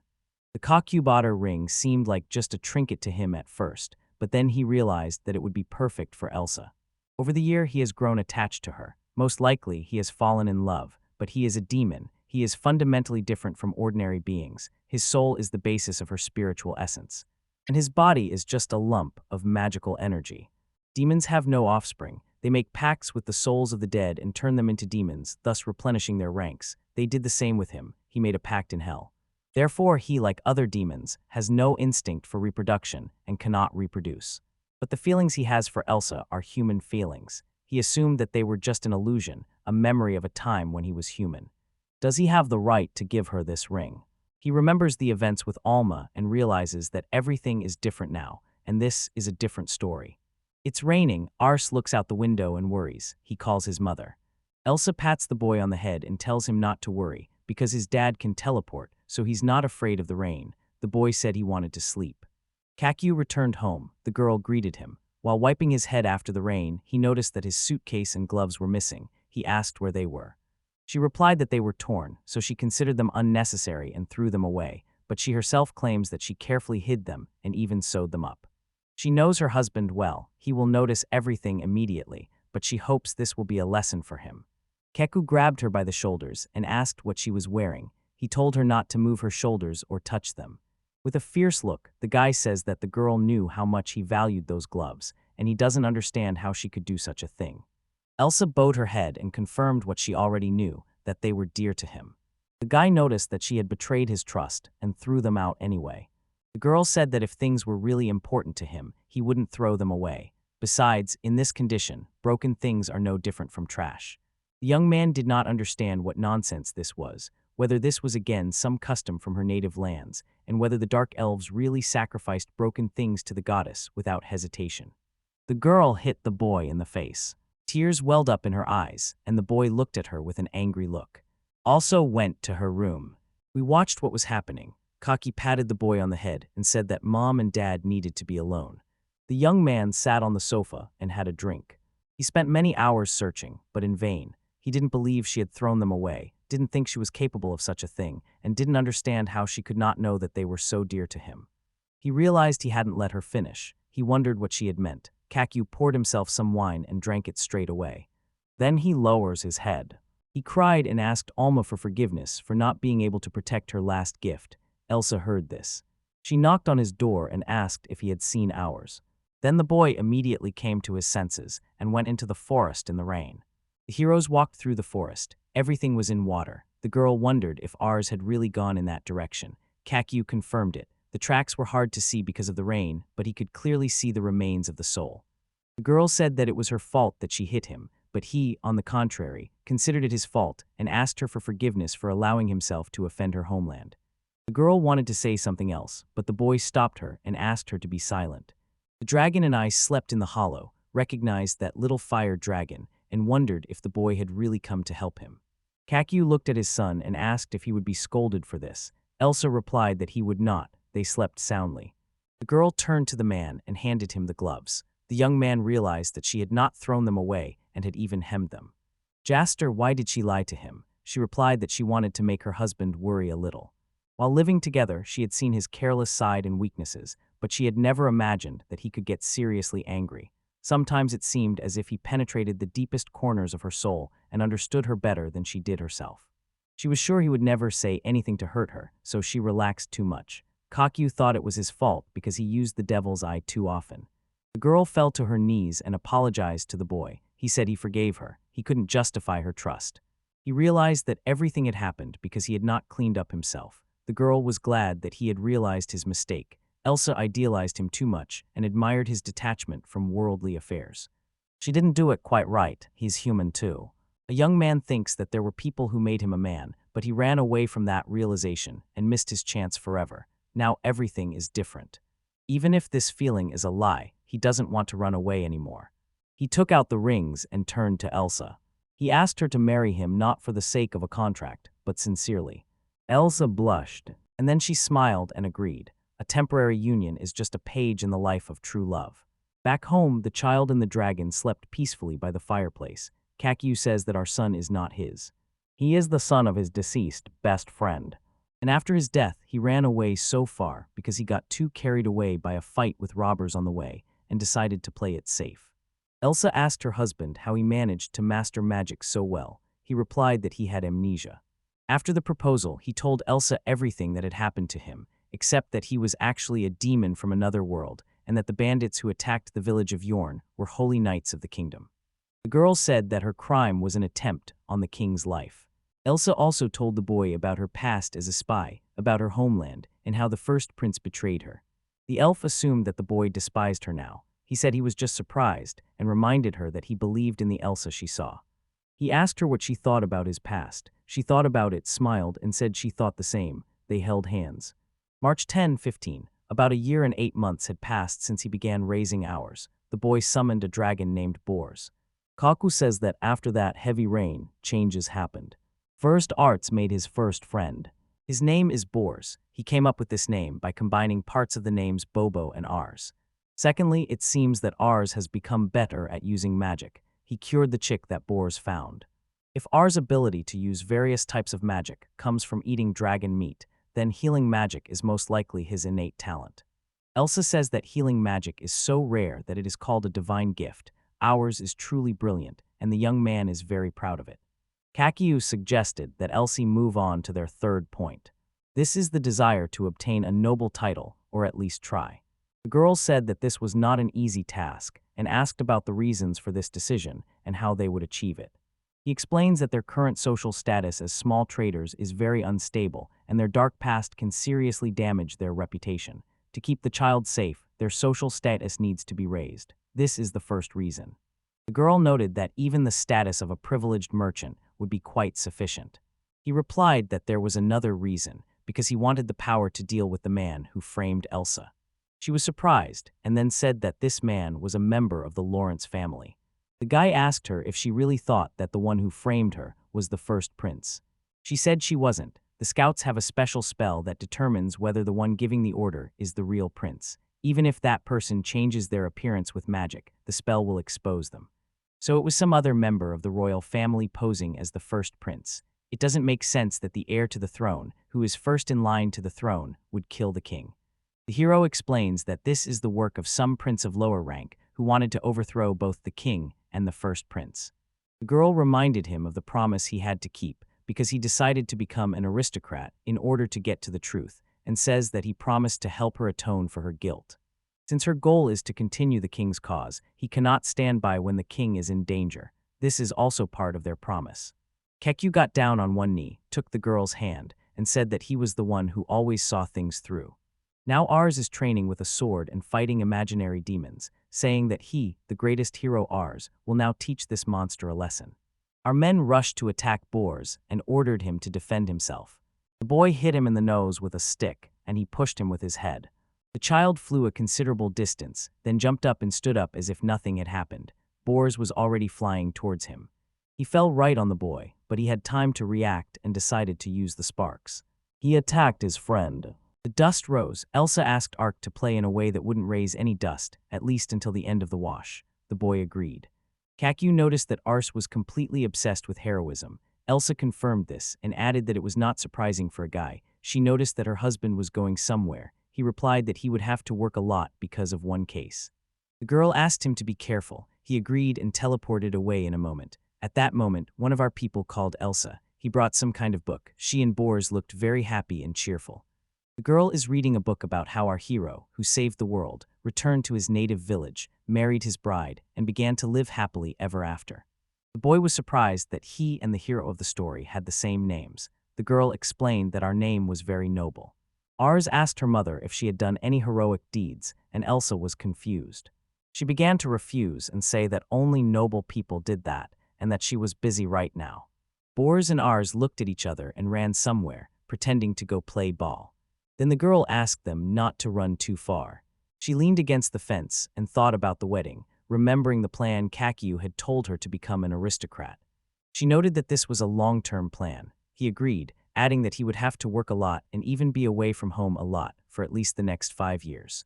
The girl was surprised and upset, but then she lightly slapped her cheeks to compose herself. After that, everyone went about their business. Elsa was sweeping. Hours and Boars were picking flowers. Then, while the girl was doing something in the house, the children dragged a large stick and collected flowers and stones. Elsa said it would be dark soon and asked the boys to come inside, but one of them did not answer and stood there, trembling. She went over and asked what was wrong and saw that the boy was crying very loudly. She thought the boy was hurt somewhere, but he pointed to the place where the dragon was sitting. The girl asked threateningly if Boris had really done something, and he began to shake his head in denial. Hours continued to cry. Elsa tried to calm him down, and at that moment, Kakyu returned.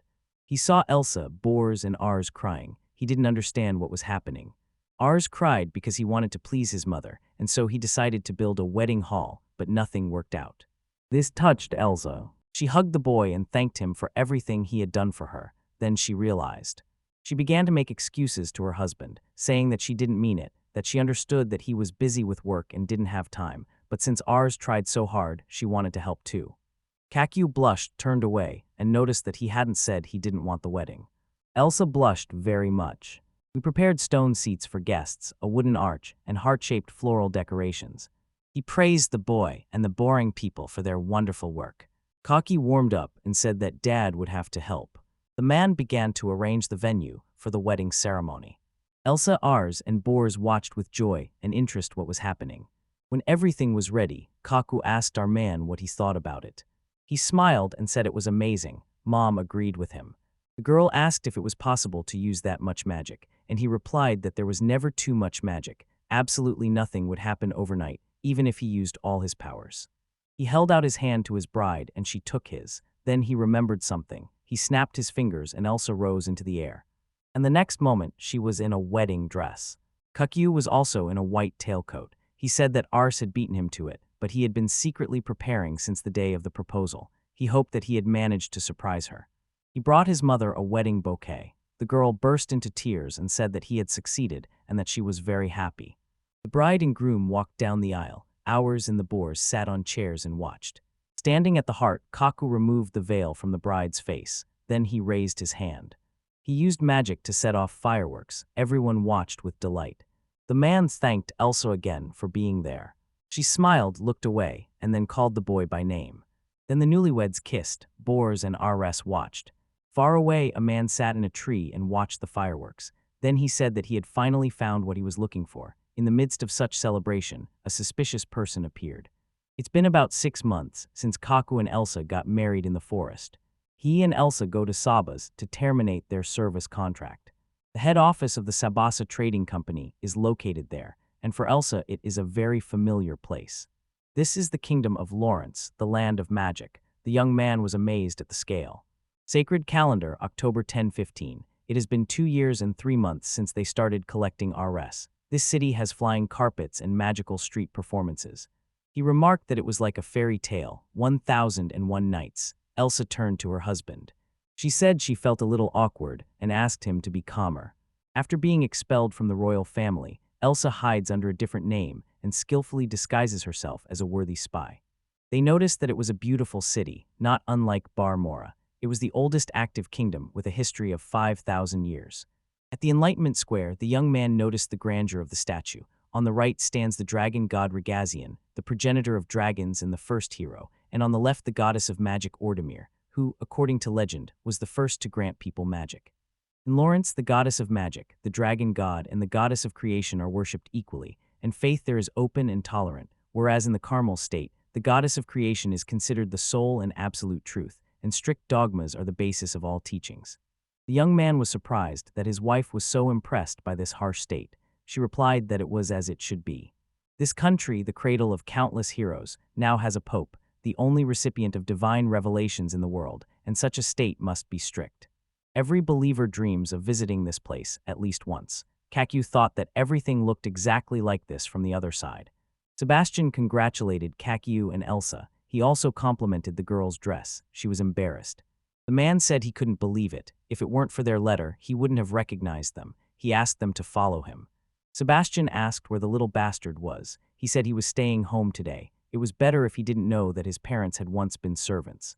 Elsa asked if our people would be safe. He replied that he had set up a barrier so that no one could leave the area and had removed all dangerous objects. If they reached the city, they would be able to teleport instantly.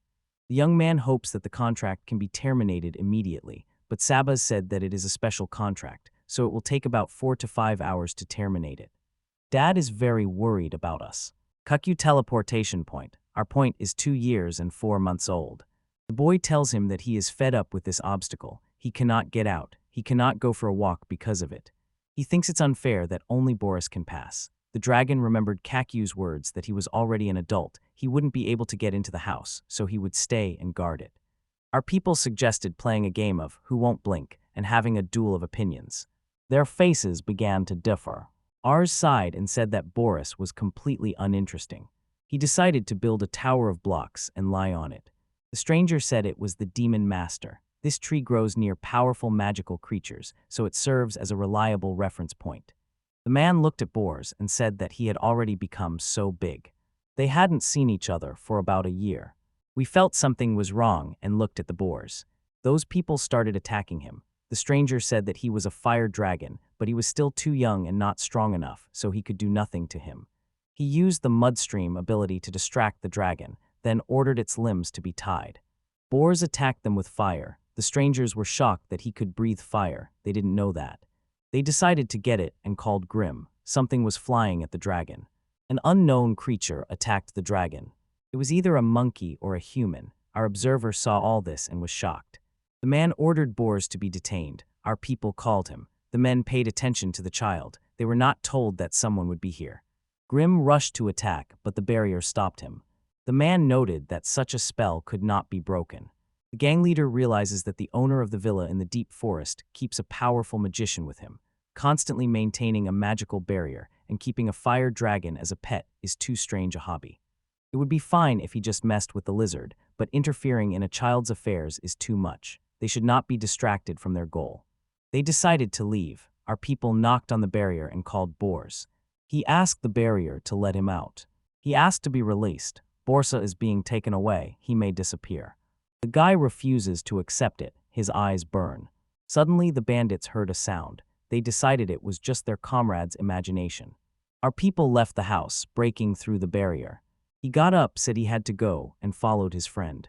Ifir, the ruins of an ancient city, lost in the forest. The people there live in not the best conditions. They were looking at the gorilla carrying the dragon, and someone told them not to look, but to work. Verta praised Victor for capturing the dragon, and added that he would pay him and his men generously. Then he announced that they were celebrating today. A little girl sits next to wounded boars. One of the bandits said that little money had been allocated for the dragon's treatment. Tears appeared in the girl's eyes. The man turned away. He apologized, lowered his head, and left, his children walking beside him. To address a girl, he told her that if she didn't know how to communicate with dragons, he would have killed her by now. If the dragon broke free, she would die. Boars apologized to the girl. She said that she was the one who let him go. He licked her and she said it wasn't his fault and thanked him. She is glad that he was named Boars and that he found a good friend. She was surprised that her friend would also come and save her. She asked him not to talk nonsense. He didn't even know where they were now, and even if he found them, it would be difficult for him to get through everyone. Boars was sure that ours would come, and he would help the girl just as he had helped him that rainy day. The girl noticed that he was a really good friend. That's why she doesn't want him to come. She doesn't want such a good man to be taken from his life. Boris closed his eyes. A girl was crying next to him, and that beastly man was standing near the cage with the children. Suddenly everyone saw the child and asked where she was going. Suddenly, lightning struck them. The inhabitants realized that it was lightning magic and that they were being attacked by enemies.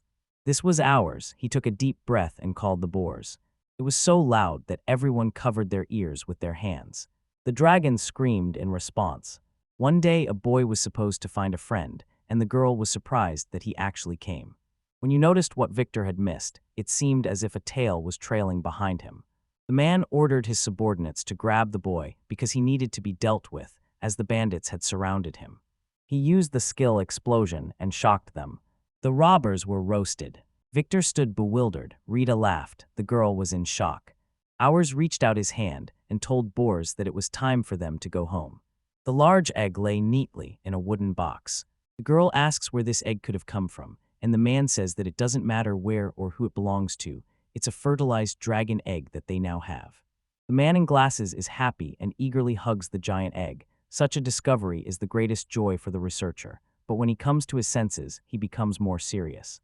The man tells the girl that the dragon himself, having been reborn to its origins, turned to him and asked that she become a kind of guardian of his inherent power.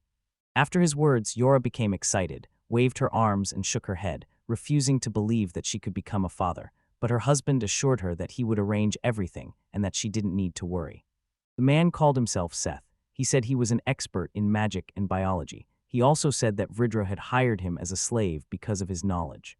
Seth explains that the ecology of attributes is shrouded in many mysteries, so an artificial breeding experiment has never been conducted before, and the man suggests raising the temperature to awaken the dragons in her fire. Suddenly the egg begins to tremble and crack. The man and the girl watch the birth of a little dragon. Yura watches this miracle of nature with joy. The girl lies under the blanket, and Seth strokes her head. She asks her husband for advice on what to feed the little dragon. Seth is puzzled, because the books only contain information about adult nutrition. Suddenly the dragon growled, but the man didn't understand him at all and asked Yuri what he had said. The disgruntled girl explains that the dragon called her smelly, to which Seth laughs and reminds Yuri that there is nothing strange about it, because she hasn't washed in a week. Seth writes down his thoughts and observations in a notebook. He realizes that the legends were true, and those who can find their true nature can establish an unbreakable bond with their unique powers. The man praises the girl and says she is amazing. He notes that Yura always notices things that others miss and has an iron memory. Seth thanks the girl for everything she does. Seth says that he would even like to make Yura his official assistant, but that's not possible right now. The girl, touched by such a compliment, asks him not to flatter her so much because she is not confident in her abilities. Yuri doesn't quite understand what the teacher is talking about, but remains silent and looks down with a slight smile. After a short silence, Seth began to talk and admitted that he had made a serious mistake earlier. Yuri fell silent and listened attentively to the teacher. The mistake was in his perception of the guild. He thought it protected refugees and abyssals and gave them jobs, but the temptation to study attribute dragons proved too strong. Contrary to the man's expectations, the guild turned out to be a group of bandits who seized power, kidnapped refugees, and forced artisans to make weapons and grow food. Seth says that the girl's mother is being held captive by them. Yuri agrees and says that he knows about it, although she is in another place. When the homeland of the man and the girl was attacked by demons, they fled, and Vidra protected them from the monsters. Their mother told them to be grateful to him for saving them. Seth pauses for a moment, lowers his eyes, and choosing his words carefully, tells the girl that the reason for her rescue is, unfortunately, quite specific. The man explains that the real purpose of saving Yuri is her ability to create a subordinate creature with a fire dragon and then use that dragon as a weapon for killing. Sach says that Vidra wants to conquer the entire country and is therefore looking for a decisive force that could withstand the entire army of the state, and when Yuri learned the truth, he shuddered nervously, shocked by this. And finally the man reveals the final truth, that Vidra chose him, the girl, and this little dragon for his plan. Sede sighs sadly, disappointed in himself, and Yuri begins to tremble, not wanting to believe it. Yuri asks her to at least let the baby dragon go. The man froze at her words and then sighed, because he didn't expect the girl to be ready to sacrifice herself to save the dragon. Seth slowly gets up from the floor, wipes the dust off his pants, and says that he agrees with the girl and the dragon should be released. The man continues that all this information was given to him by Virge's younger brother, so he can be trusted and is on their side. A crying girl approaches. He calms her down and says that everything will be fine and not to worry. The girl stands next to Redder and looks ahead in horror, remembering Seth's last words, because before leaving, he asked her to wait and promised to return soon. The lion sits majestically on a throne, and behind him hangs the defeated Seth, immobilized, blindfolded, and mouthed, with crows circling around him, and all this creates a terrifying picture for Yuri. Friedrich begins his speech in irritation. He says that a person has little left, and it is a pity that he had to lose a good specialist, because he sympathized with the fire dragon and allowed it to escape. The man says he is sorry to lose a valuable person, but his crime and disobedience cannot go unpunished. Now he appoints his younger brother as his assistant. Yuri flinches at the words and turns her head to the man standing next to her. She remembers Seth saying that Vidder's younger brother told him about his plan and that he could be trusted. Vidra grabs the girl by the cheeks with a giant hand and pulls her towards him, threateningly telling Yuri that he must find and return the fire dragon, and if the girl does not let him down, he will not touch her. His voice becomes even more threatening. The man runs his claw across the girl's face, leaving a cut, and reminds her that Yuri's behavior is caused by envy of her mother's condition. The girl is in a dangerous situation. She understands that if she doesn't become a weapon, she will lose everyone close to her. Her thoughts are confused. She doesn't want to give up, but there is no other way out. Yuri can no longer contain her emotions. Bitter tears roll down her cheeks. Forced to agree, she painfully admits that she must give up everything and surrender. The girl hears the dragon's roar and understands the words in it that someone will come and definitely help. Suddenly, a boy appears, extends his hand, and says that it is time for him and the dragon boars to return home. Vidra notices the boy, jumps up and reaches for him. He is amazed that at such an age a child can already control magic. The monster man is already thinking about how to use him for his own purposes and make him his weapon. He orders his men to capture the boy alive. Everyone rushes to catch the young man, but he deftly escapes their grasp, making quick and sharp jumps. The boy used various types of magic against his attackers to defend himself and evade them, releasing electrical discharges, flashes of fire, and balls of water, which showed his undoubted skill in magic. Vidra's servants can't figure out what magic this guy is using. He first uses fire and then water. One of them says that the boy has nothing special in magic except lightning. He coordinates the movements of the others and orders them to activate protective magic and drive the boy into the corner of the room. The guy again summons lightning and simultaneously sends rays of his magic in all directions, and people protect themselves with magical shields that reflect the blow. The boy looks surprised that they are not afraid of him. The commander orders him to be cornered. The boy grabs one of the unconscious men and pulls him closer to him. The guy picks up the man and throws him towards the people defending themselves. The body falls onto a pile of people, and the boy himself finds himself on top and emits a bright beam of light that blinds everyone. The boy quickly bypasses the people and runs further, but in front of him stands a large man with a crude weapon in his hands. The sharp blow almost touched the boy. The iron ball is gigantic. It is bigger than the boy himself. But in this battle, it is not the stronger who wins, but the more agile. Moving quickly, the boy finds himself very close to the man. Having gained strength, the boy defeats the enemy with one kick. The man falls loudly behind the boy and cannot move. The boy continues to bounce away from the people trying to catch him. The confident young man is pleased with how easily he manages to escape from their grasp. Vidra's claws. The child explains that he can be so clever because he plays heroes with boars every day. Yuri listens in surprise and looks at the dragon, waiting for confirmation. The confident boy prepares to deliver the fatal blow and calls for everyone to prepare and wait for his attack. Vidra's henchmen notice something approaching. The boy unleashes a powerful attack called lightning cannon. The magical wave quickly flies forward and leaves furrows on the ground. Those who were struck were scattered in different directions. The lightning flashed so brightly that it could be seen outside the castle. Vidra does not look scared, but rather interested.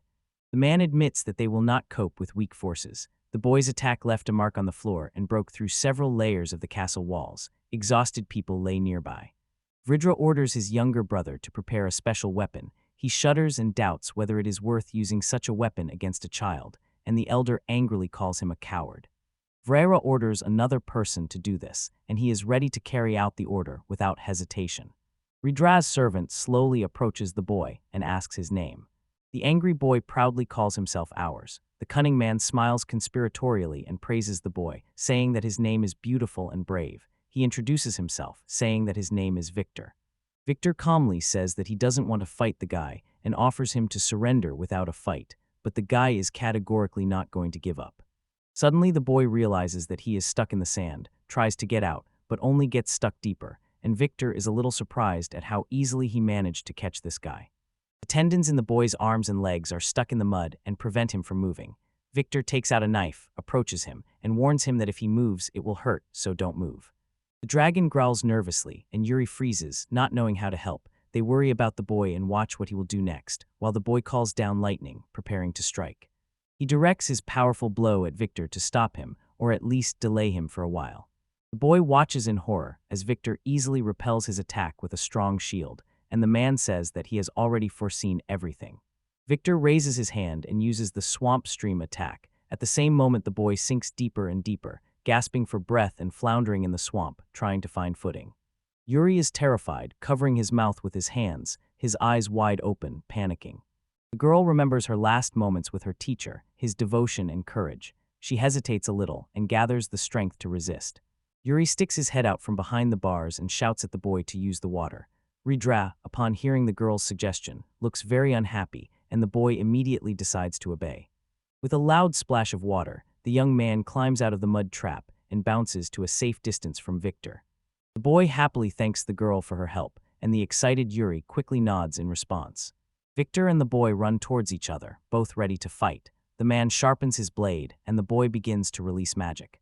The man raises his hand and strikes in the air, but the boy reacts quickly and dodges. They are determined to win and ready to fight to the end. Victor smiles self-confidently. The boy's face is contorted by a small wound on his cheek. During the flight, the guy pushes off and lands on the floor, but at that very moment, Victor uses his stone column technique, and something bursts out of the ground right below him. From under the ground, one of them hits the boy directly. The blow makes him cough and throws him into the air. Seeing an opportune moment, Victor prepares to strike. The man summons stone projectiles and aims them at the boy in the air. The boy finds the strength to push himself straight out of the air and flies towards Victor. The boy gains speed and with it his rage. Despite his injuries, he is determined to defeat the man and help his friend escape. Like a projectile, the young man hit Victor in the head and knocked him off his feet. The man's eyes went dark, and he couldn't resist, the strength leaving his body. Both fall to the ground exhausted. Victor completely loses consciousness and has no strength to get up. The boy lies just as tired, but still conscious, and his desire to win allows him to hold on. The guards were stunned by the boy's strength. He walked through the barrage of fire head first. Not everyone could do that. Yuri, watching their fight, is also amazed by the boy's abilities. The beaten young man, despite his wounds, gets up, and suddenly a wide shadow appears above him. An incredibly large, gorilla-like monster violently throws a little boy far away. The blow was too strong. The boy flew away, losing strength. His eyes darkened, his body relaxed. He hit the ground painfully several times until his limp body stopped. Ruger begins to get bored with all this and mocks the girl for her hope of salvation, while Yuri herself was stunned, didn't know what to do next, and was worried about the boy. Those closest to VRDRA laugh at what happened, surround the leader, and don't forget to leave their comments, while one of them is surprised by Victor's defeat and wants to fight. Yuri is sad. She thinks it would be better if the boy didn't come, because if this continues, the poor child might end up just like her teacher. The monster holds the boy by the hood with only 2 fingers. Unable to contain her emotions, the girl begins to cry and loses hope. Then these words come to mind, and she remembers him. The teacher tells the girl to be strong and always, no matter what, to believe in her dream, and in a flashback, the man gently pats Yuri on the head in a fatherly way and gives him instructions. Yuri doesn't understand what a dream is, but Seth immediately explains that it's what you want to become and what you strive for in the storm, and no matter how dark the present is, if you have a dream, you can believe in the future. Continuing the instructions, the teacher says that if there is even the slightest chance to change a difficult situation, one must take a step forward and take advantage of it, because this courage is born from hope and the desire to fulfill a dream. Memories follow one after another. It seems to Yuri that after recent events her faith in the teacher's words has been shaken, and she should give up and abandon her dreams and everything else. But then he thinks of Ars, who suddenly appeared and gave him hope. He fought with all his might. His desire to help and save his friend is stronger than his fears. But he also lost. Yuri's thoughts are swarming. She doesn't know what to believe in and what to do. The tears don't stop. The girl believes that she is behaving like a selfish child because she needs to fight, show courage, and follow her dream. The girl prays for the salvation of Ars, asks the goddess, the dragon god and god magic help, and save a child who necessarily will help to many in the future. He simply not maybe die here and now. She calls on all the gods to give her the strength to handle it. Yuri screams, trying to reach the boy and bring him to his senses. The girl continues to scream and call out to Arrow because she believed in him and his strength. Yuri asks him to wake up and run as quickly as possible. Vidra pays attention to her screams and does not understand what Yuri is trying to achieve. Suddenly, the one whom everyone considered incapable of uttering a word spoke up, and with his last strength, he declared that Vidra was destined to be defeated and disappear forever. The teacher continues his speech, saying that every powerful empire of the past began its path to fall and did not complete it, and falls silent for a moment. Zek concludes his speech by saying that a fall begins with one small spark of courage. Suddenly, a golden spark ignited in Ark's eyes, and Yura's screams and his teacher's glory helped him come to his senses. The monster holding the boy didn't notice Ars's movements. The young man instantly slipped out of his hands and dealt a sharp, hard blow to the head. Ars's blow stunned his opponent. The boy fell to the ground next to the staggering monster. The Red's trusted men were amazed by the boy's resilience and strength. He broke free from the magical monkey's grasp and even broke its fang. Yuri and the dragon were immediately inspired by our boy. The fire in the boy's eyes caught Vidra's attention. The man thought for a moment and decided that there was no need to catch this boy anymore. The man orders to get rid of our men. The henchmen immediately surround the boy, their faces distorted with a bloodthirsty grimace. Our hero is ready to do anything to save his friends and says he won't leave until he saves them. The guy breathes heavily, gathers his strength, and waits for the attack. The boy says he wants to be like the strong and kind hero from the book. The magical monkey doesn't even listen to him and is about to strike, but the boy is determined to fight to the end. Ars unleashes his magical powers. He assures him that he will never give up. His gaze is fierce, and the boy stands in a fighting stance. The boy is ready to start the fight. Suddenly, a voice is heard nearby, telling Ars that it was well said. Suddenly, two people run in and deal the magical monkey a double blow so hard that it flies away and instantly falls down defeated. The masked man says they were worried about Ars when they didn't find him at home, so when they get home, they'll read him out. The man and woman who were blocking the boy's path stopped for a moment, as if they wanted to say something. The man strokes our boy's head and praises him for wanting to save his friends, and the boy smiles, pleased with the man's words.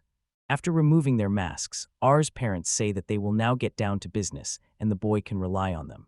Only a few hours ago, when the boy's parents returned, they noticed that the protective barrier had been destroyed. Elsa hid her face in her hands in surprise. She couldn't believe that someone was capable of destroying Kakyu's magical barrier. Meanwhile, the boy himself was quietly searching for something on the ground. He noticed that someone had broken it from the inside, and only Ars was inside, but they had used magical power. It was too big, so it was hard for the man to believe that our people could have done it. He noticed that his magic had weakened a little. At that moment, Elsa called him to show him the find. It was Boar's fang. Nearby were the traces of another large magical creature and signs of a magical battle. The elf noticed that Ars's tracks were visible, but Boar's were not. Then the father realized that the dragon had been stolen, and his son had probably run after them. The girl remarked that if this was true, the pursuit should begin immediately, and Kakyu agreed, suggesting that they begin a search. It was important to leave as early as possible, because the tracks could soon disappear. Meanwhile, the man, pointing a finger at himself, confidently said that he was a descendant of the king of the beastmen, the Lion King Vidra himself. The elves, whom he hated and who had taken everything from his people, called them savages and expelled them, and they would definitely pay, and he promised to take revenge and lead his people to true equality and freedom. He pointed to the dragon and said that this dragon essence was a weapon that he had raised from an egg to build a new era. And so he added that they wouldn't be able to get it, but Arshan's parents only ordered the man to disappear at the same time. He froze in silence, surprised by such impudence. Elsa said that this was a local leader and she would take him on, and Kakyu would deal with the rest. The boy asked anxiously if the girl would be able to cope, because he seemed quite strong. Ars's mother explained that she definitely wouldn't be able to fight the mob and protect Ars, so they simply had no other choice. When the boy wanted to object again, the girl stopped him. Her jaw clenched, veins standing out on her face. The girl, gritting her teeth, said once again that it was better if she dealt with this man herself. This time Kakyu couldn't refuse her. The man himself only smiled, asked if she really dared to interrupt him with her chatter, and then assured her that he would accept her challenge and fight. However, he said loudly that this would only happen after she could reach him. After these words, several of his warriors rushed to attack. However, the determined girl rushed past the rushers and jumped, hitting Vidra directly. But the man was ready for her attack, and they simply exchanged spells. While the lion tried to defeat the elf with heavy blows, she instead deftly tried to hit his weak spot by jumping from side to side. Everything around began to collapse. There was an unbearable noise everywhere. People huddled together and covered their heads from falling stones, and Vidra noticed that it was rare to see a dark elf, especially one so skilled, so she assumed that she might be from a family hiding in the shadows. The man seemed to specifically want to irritate her, saying that even the elves despised this family because they considered them traitors, and in the meantime the girl got a few balls. They flew right into the lion's face, and the girl herself only said that he had too lively a tongue for a dirty animal. These bullets exploded with a roar right in front of the beast's mouth. She threw several knives at him and told him to shut up because she found him disgusting. Then the man caught the knives with his teeth, bit them, and said that the elf should not insult him. He lunged forward and surrounded the girl with his huge claws, using the Lion King claw spell. Elsa realized that the wide reach was a weak point. Her attacks were too light and ineffective, but it seems she has found a way to fix that. She jumped on the man's back and used twilight to block his view. Then he quickly used the magical rebound, and the spell went straight to Elsa, which the man took advantage of and dealt her a powerful blow. The girl flew into a pile of stones with a deafening roar. And while Vidra was looking smugly at the heap where the girl had fallen, he was surprised to see her rise up, and the girl remarked that luring an enemy into a trap and even repelling his magic was commendable. He was truly intelligent, like a true beast. The girl looked at him sternly and coldly, and added that she too would have to make her dim mind work. The earth trembled, and while Vidra wondered what kind of creature was before him, he looked back and saw that they too could not gain the upper hand over Kakyu. The man stood behind the barrier, and Hours sat calmly in his arms. Kakyu did not even flinch and scattered the enemies surrounding them. There were fallen opponents everywhere, and those who had not yet joined the battle whispered about what was happening. This hero showed incredible strength. Kakyu Garoto ordered the enemy to be informed of the composition of their organization and the number of people in it. The man was clearly unhappy with this behavior and called the wizard for help. The wizard clicked his tongue angrily and reluctantly began to cast the spell. A number of various terrifying magical creatures appeared behind him, and the boy gestured for them to attack. Koki looked at the monsters with disappointment, examining them carefully. He thought that summoning multiple creatures at the same time and controlling a magical creature was quite difficult. He laughed sinisterly, already deciding that this was the end, because it was their main weapon, which could make even the army of the Elven Kingdom flee, because to win, they needed at least an entire division.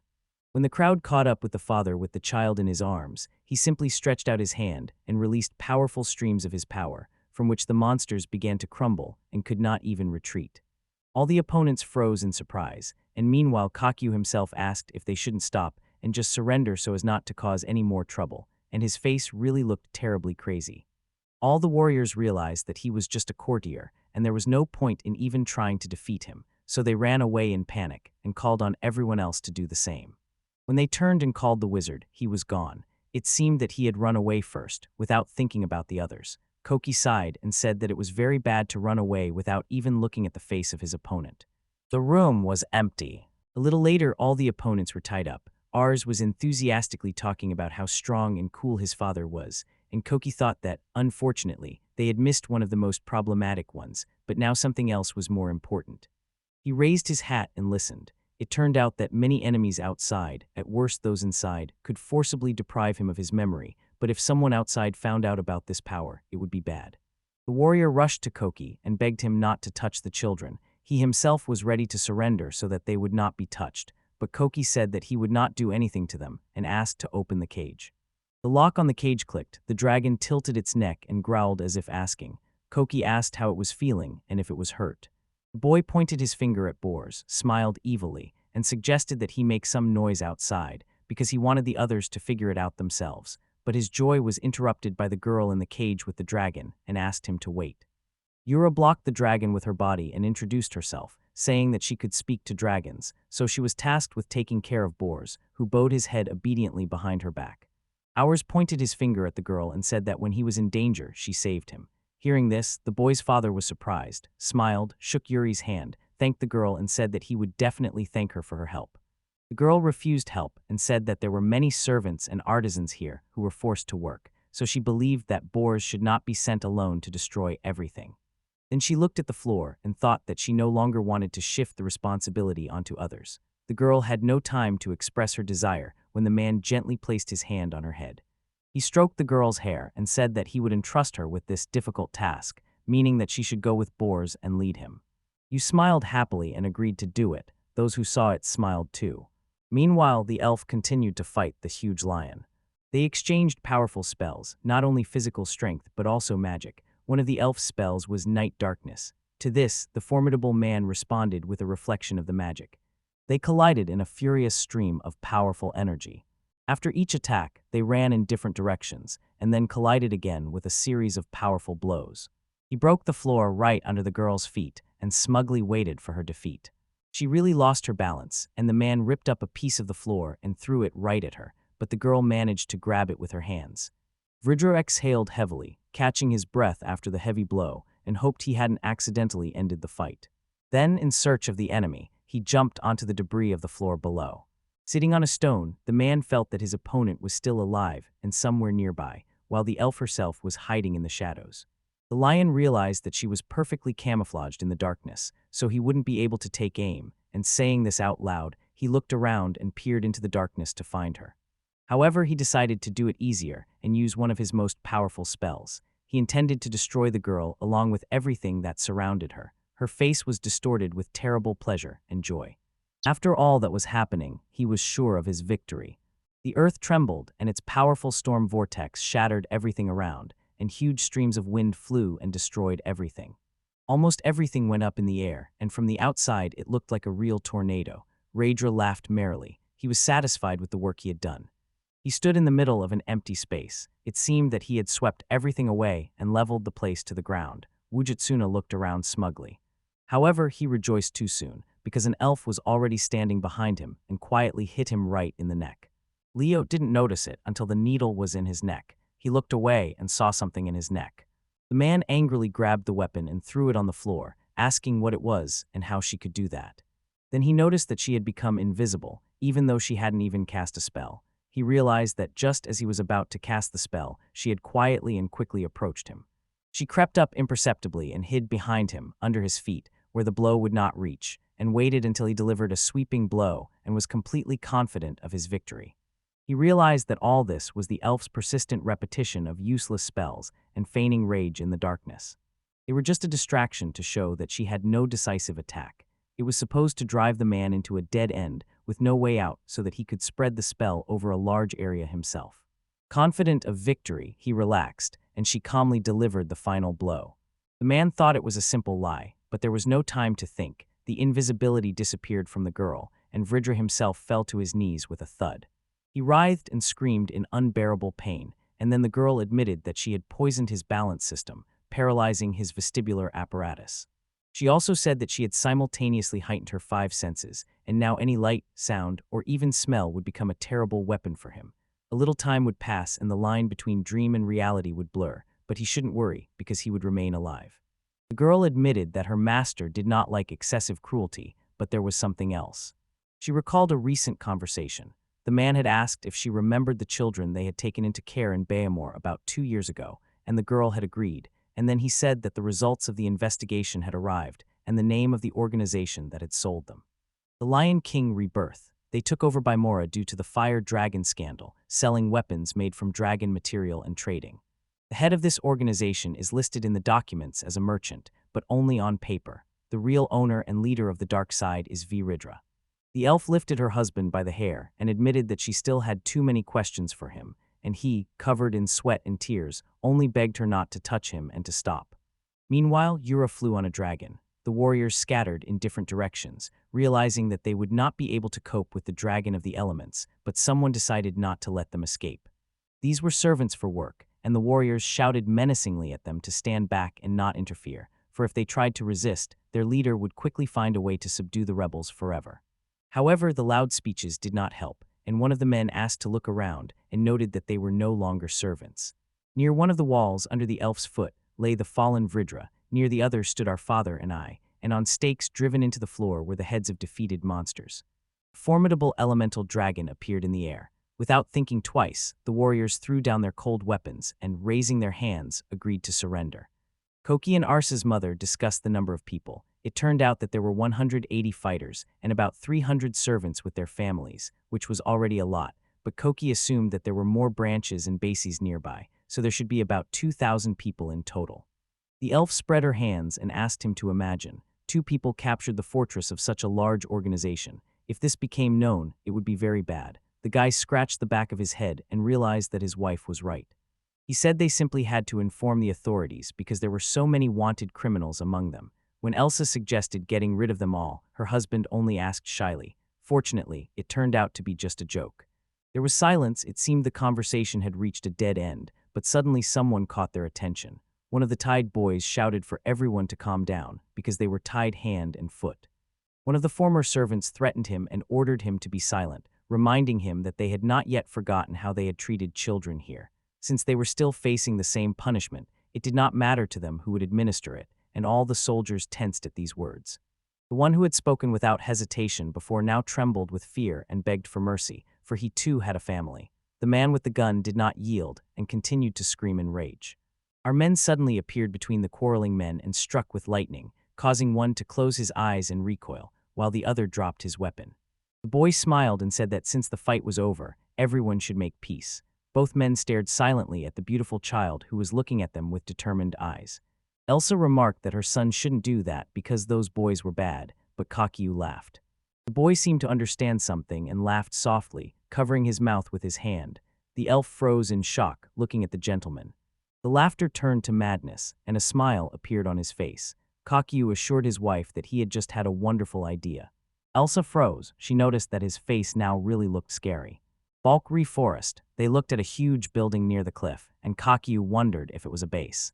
The man explained that this was a communications center in the ruins of an old fortress. It was where they monitored external threats and held hostages. The warrior added that to prevent the workers from escaping, they took their relatives hostage, while Kakiu continued to look into the distance through binoculars. Pushing him away from him, he smiled and said that they would handle this task very quickly. A little later in the trading city of Palmyra, something interesting happened in the guild hall, the revival of the Lion King. The activity was concentrated in this place. Pemor seemed suspicious. However, those who came here were interested in the unofficial side, namely the headquarters of the intelligence department. The assistant explained that they collected data on kings and aristocrats engaged in illegal financial transactions, and that it was a place in a dungeon. The girl nodded, showing that she understood, and smiled. She pointed with a slight movement of her hand and said that this was part of her job. Several people entered the room, and one of them raised his hand and asked for attention. Kakiu smiled broadly, showed everyone the photo, and explained that the leader of these people was now in their hands, and because of this, the guild was disbanding. At the same time, Ars's mother reported the same thing and added that now they were all becoming part of their organization, and the man in charge of the place jumped up. The couple addressed Zarya with a prepared speech. These people's jobs should remain the same, so they have nothing to worry about, but from now on they will obey others and only follow their orders. They did not accept such statements at all, so both immediately rushed into battle, thinking that they would win without resistance. However, both the boy and the girl had something to add about those who choose to resist the new order. However, both quickly lost, because those who decide to resist will simply be destroyed, so everyone needs to be more careful. A few days ago, Kakiu was discussing his plan with the girl, and she asked in surprise if he had really decided to buy the title through the Dark Guild. The boy smiled and agreed. He offered to bring Vidra and the others as a gift, and in return they would demand that the king give them a title. The dark elf raised her hand to her forehead, trying to understand such a strange plan, and noted that it contradicted Kakiu's words, as he had just said that they would not succeed in anything like this.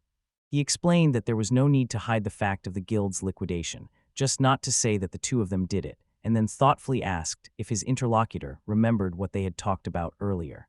The girl said that first they needed to spread the rumor that the gentleman had his own army, then actually create it and use the money they received to hire soldiers, then gain recognition through trading privileges, and only then receive the title.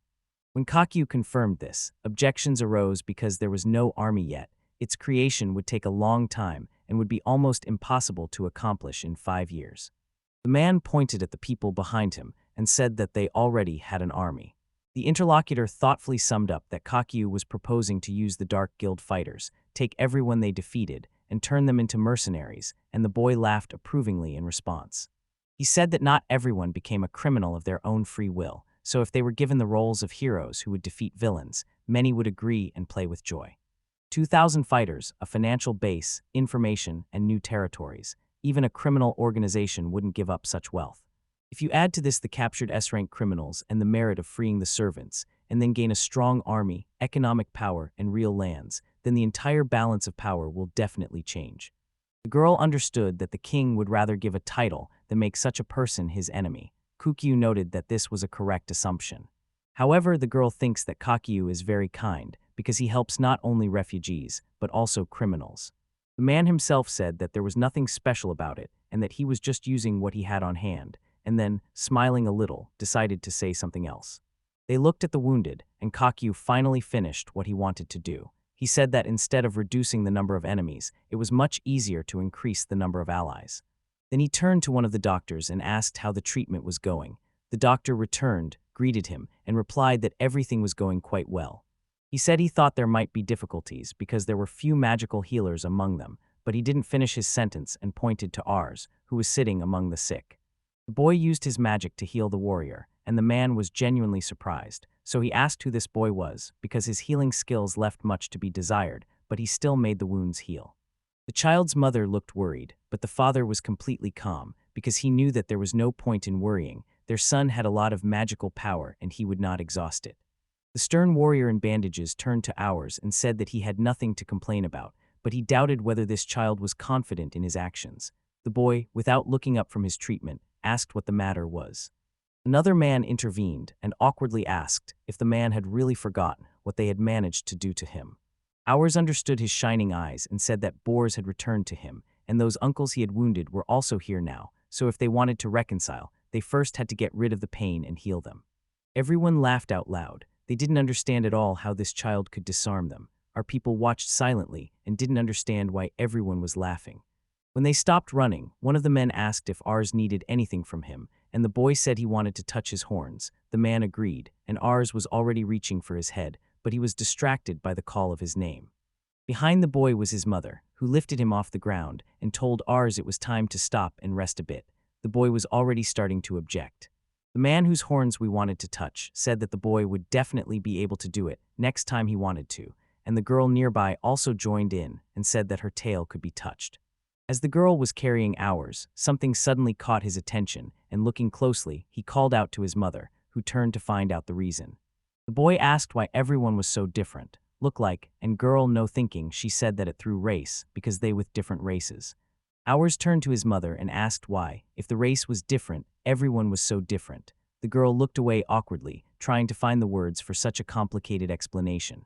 She said that this world was created by the goddess of creation, and they are her priceless treasures. Treasures come in different shapes and colors, and the greater their diversity, the more beautiful they are, so perhaps that is how it is intended.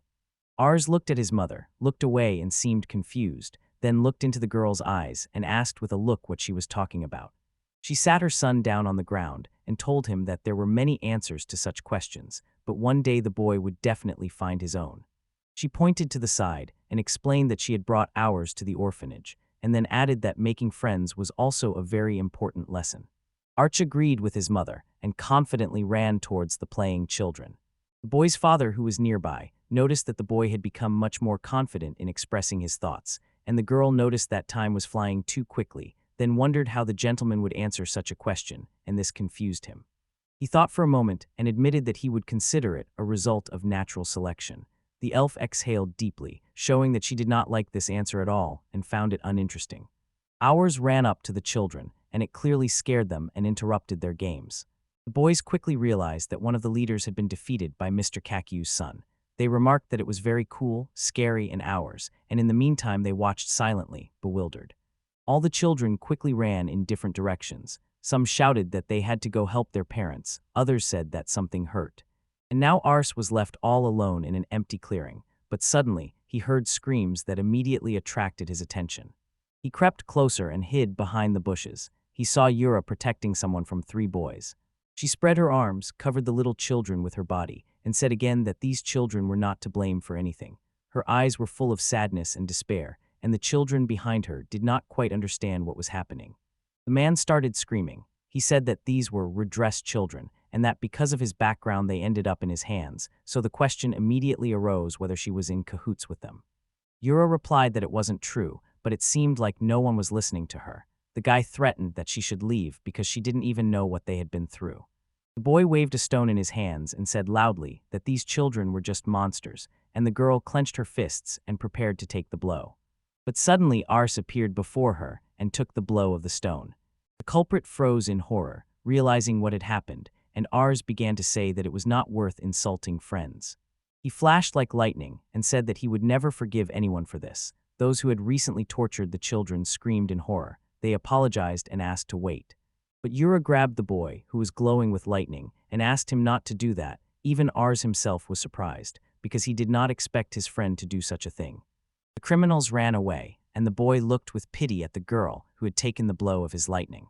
The girl was burned and suffered, but her only request to the boy was that he forgive those children, because no one here has a loved one. Hours turned to the girl in fear and noticed that her hand was weakening and her head was bowing to the ground. Yura fell to the ground, and no matter how many times our people called her, the girl still didn't answer him. Some time passed, but it was still light outside. Yura woke up to the boars gently licking her cheek, opened her eyes with difficulty, and grimaced, either from the bright sun or from the residual pain. She jumped up and asked the dragon not to do that again, because she was covered in his saliva. There were joyful cries from the side. Someone was very happy that Yura had finally woken up. One of ours was playing with the rescued children and apologized for hitting the girl with lightning, asking if she was feeling okay after his healing magic. The girl asked if ours really played with those kids, to which the boy replied that he thought Ima and Maha were wonderful and that they were now friends. Maha hugged his son Kakyu and confessed that he thought he was very good. At first, Yura was very surprised, but then she sighed happily and laughed awkwardly. She continued to laugh, her cheeks turning a little red, and she was very happy that ours had made friends with these children. When she wanted to remove the cover, she quickly noticed that she was completely naked and screamed in surprise, then asked where all her things had gone. The guy apologized again and said that the lightning had ruined them. Yura fell into despair, her face full of shock and sadness. The girl asked if she understood correctly that our people had seen her from behind. The boy happily agreed, and his eyes lit up. He clasped his hands in front of his face and expressed his admiration for how amazing her back looked. He remembered that amazing look and was very happy. The girl froze in surprise. She didn't understand how anyone could think her wings were cool. She awkwardly said that there was nothing cool about her back, but ours didn't agree at all. The guy said that he admired her back and decided to ask if Yura could fly, but her wings were too small for flight. But the boy didn't even try to calm down. He asked if Yura would be able to fly when her wings grew, and the girl hesitated, not knowing what to answer. Then the boy's eyes sparkled even more, and he wondered if he would grow wings like that, but the girl explained that people don't have wings like that, so he wouldn't have them. Ours remembered that Yura could talk to boars, and boars could talk to him too. The boy decided that because of that he was also a dragon god. The girl, not expecting such flow questions, asked interlocutor to stop. She asked if he really wasn't scared at all when he saw them, but her friend didn't understand why he should be scared, and the girl said that people are always afraid of something unfamiliar, but our friend didn't agree at all. He said that he found it very funny when a person suddenly understood something that he didn't know before. The girl froze in surprise. She thought for a moment and said that the boy was truly amazing. Even though he was so young, he already thought like an adult, just like her teacher. Yura remembered how she once confessed to her teacher that she wished she had been born a completely ordinary person. The teacher asked why, because he said he would be happy to be in her place, and she explained that it was because of his special nature. People say that she is the child of her ancestors, and that the dragon god has blessed her, but as soon as they see her wings and scales, they immediately begin to whisper behind her back with fear and disgust. The girl even admitted that she was called a half-blood and a monster. People are afraid of everything they don't know, whether it's magical creatures, demons, or just other people. The teacher said that if you figure it out, the fear will disappear, and you will be able to find a way to coexist. The man admitted that this was why he became a biologist, to use his knowledge to prevent conflicts. You muttered that it would be much better if the Reizichi didn't exist at all. Such childish naivety made her teacher laugh. He turned to the girl and said that then no one would seek to know another, because it is precisely through differences that the desire to understand arises. At first, the man said that he chose this job to avoid conflicts, but in reality, everything was much simpler back then. He was simply interested in these differences. If everyone thought the same way, maybe this girl's worries would disappear forever. Our boy listened to this story in silence, then came even closer to Yura and said loudly that he had found the answer to his mother's riddle, and the girl, not expecting such activity from a child, involuntarily screamed and blushed a little. The boy placed his hands on the girl's knees, and with eyes full of admiration, explained that the differences between races were necessary to make conversations interesting and to make everyone recognizable. Yura looked at the child in surprise, and he in turn said that that was why the girl was so different. So that as many people as possible would recognize her and become her friends, Yura continued to marvel at the words of smart guys. The girl realized that we were just a ray of light in this terrible darkness, but not daring to say it out loud, she simply agreed with him, saying that everything would be simple. The guys went somewhere while it was quiet. It was getting dark, and the weather was still wonderful. Yura once again sincerely thanked our guys. She honestly admitted that she really wanted to become a scientist, but the guy only asked in surprise who she was. The girl smiled and said that he was a person who studies what no one knows and shares this knowledge with the world. When she asked him what he wanted to become, he answered without hesitation that he would become a hero. Clenching his fists, he vowed to become as strong a hero as his mom and dad, and then decided to become even stronger than them. The boy stopped and the girl put her hands on his shoulders. Yura supported him and said that she believed in his dream. She was sure that he would definitely become a hero who was not only strong, but also able to save people's hearts. When they stopped, the children who were with them suddenly noticed something. It turned out to be their uncle, whom they immediately began calling. Ima and Maha ran joyfully to their uncle. He turned out to be a knight standing by the cart, and it seemed that from behind corner cart, someone peeking and closely looking on children. The girls, who looked a lot like Yura, called her by her name. Yura immediately recognized her as her mother. She screamed loudly and rushed straight towards her. She threw herself into the arms of her mother, whom she had not seen for a long time. The girl and her daughter cried, hugging each other tightly. Our people and the knight looked on with joy. They were very happy about this reunion. And on the other side of the cart, it seemed like someone else was watching everything that was happening. These were RSS parents, and his mother remarked that Koki was really very kind.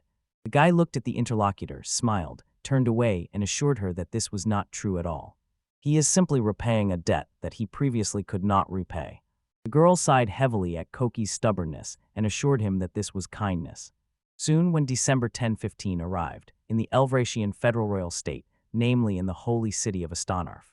In the ancient tree of the Holy Dragon, at the very top, in the castle of Istakino, someone was addressing the ruler. The servant said that a man who called himself the merchant Kakyu had appeared at the barracks of the Knights of the Magic Order and wanted to meet with the ruler. The man sitting in the middle of the room mentioned that this was probably the same man from the letter, the contents of which seemed very suspicious. The servant said that, by all accounts, it was indeed so. The man on the street bowed and said that he had captured S-rank criminals, including Viridra and 12 others, as well as 35 members of the leadership of the Lion's Radiance Dark Guild, and asked for a reward. He formally requests what appears to be a reward, as well as an aristocratic title and estates. Hearing this, the ruler became interested because an ordinary merchant had dealt with an S-level gang, and even turned with request about title, and at her it seemed funny. This man turned to her, and the servant left the hall, following the merchant. Meanwhile, on the street, a man asked to remain vigilant and use magic shackles, but most importantly, to act very carefully. Vidra angrily growled to be let go, as he had no intention of running away, but one night he noticed someone who caught his attention. It turned out that it was his relative, so the irritated lion only snorted angrily in his direction. The warrior and the man in armor turned away shyly and awkwardly. Meanwhile, the people whispered, looking at Kakyu. This was the same merchant about whom various rumors had circulated among the traitors. They say that even bards have composed songs about him, that he easily deals with monsters that hunters and adventurers cannot handle, and thanks to this, the roads are safe, but no one has ever seen his face, and he even has his own mercenaries. While everyone was wondering if Kekev really existed, he himself was eavesdropping on conversations and enjoying it. Due to the fact that he conscientiously carried out orders, the rumors about him became more convincing. He decided to thank those who helped him. The servant returned and called the boy. He waved his hand and said that the king had agreed to receive him, so the merchant should follow him. When Kakyu entered the hall, the girl sitting opposite with a book introduced herself as Jurga Yormis Newt, the second king of the Federated Kingdom of Elvrant, and immediately noticed that this time the boy had behaved nobly. Sitting on one knee, Kakyu noticed that everything was wrong, and the king's words flattered him too much. The girl replied that everything was fine and there was no need to worry, because she was only a symbol that united the Federation, a monarch for appearance, and the real power was in the hands of the local aristocrats.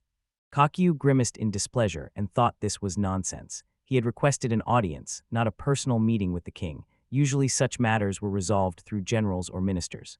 But there was no reason to worry. The advantage was on his side. He replied that he was grateful that the king had received him today, and thought that if direct communication with the king would allow him to quickly obtain the title and lands, then that would be a good thing, because he had already studied the old landowners and the laws.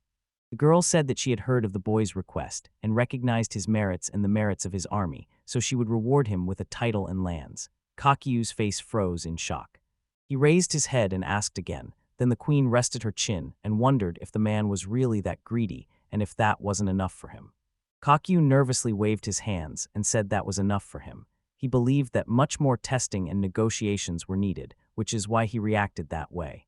The king said the awards ceremony would be in a month. She would send a letter, and he would decide what to do with the refugees.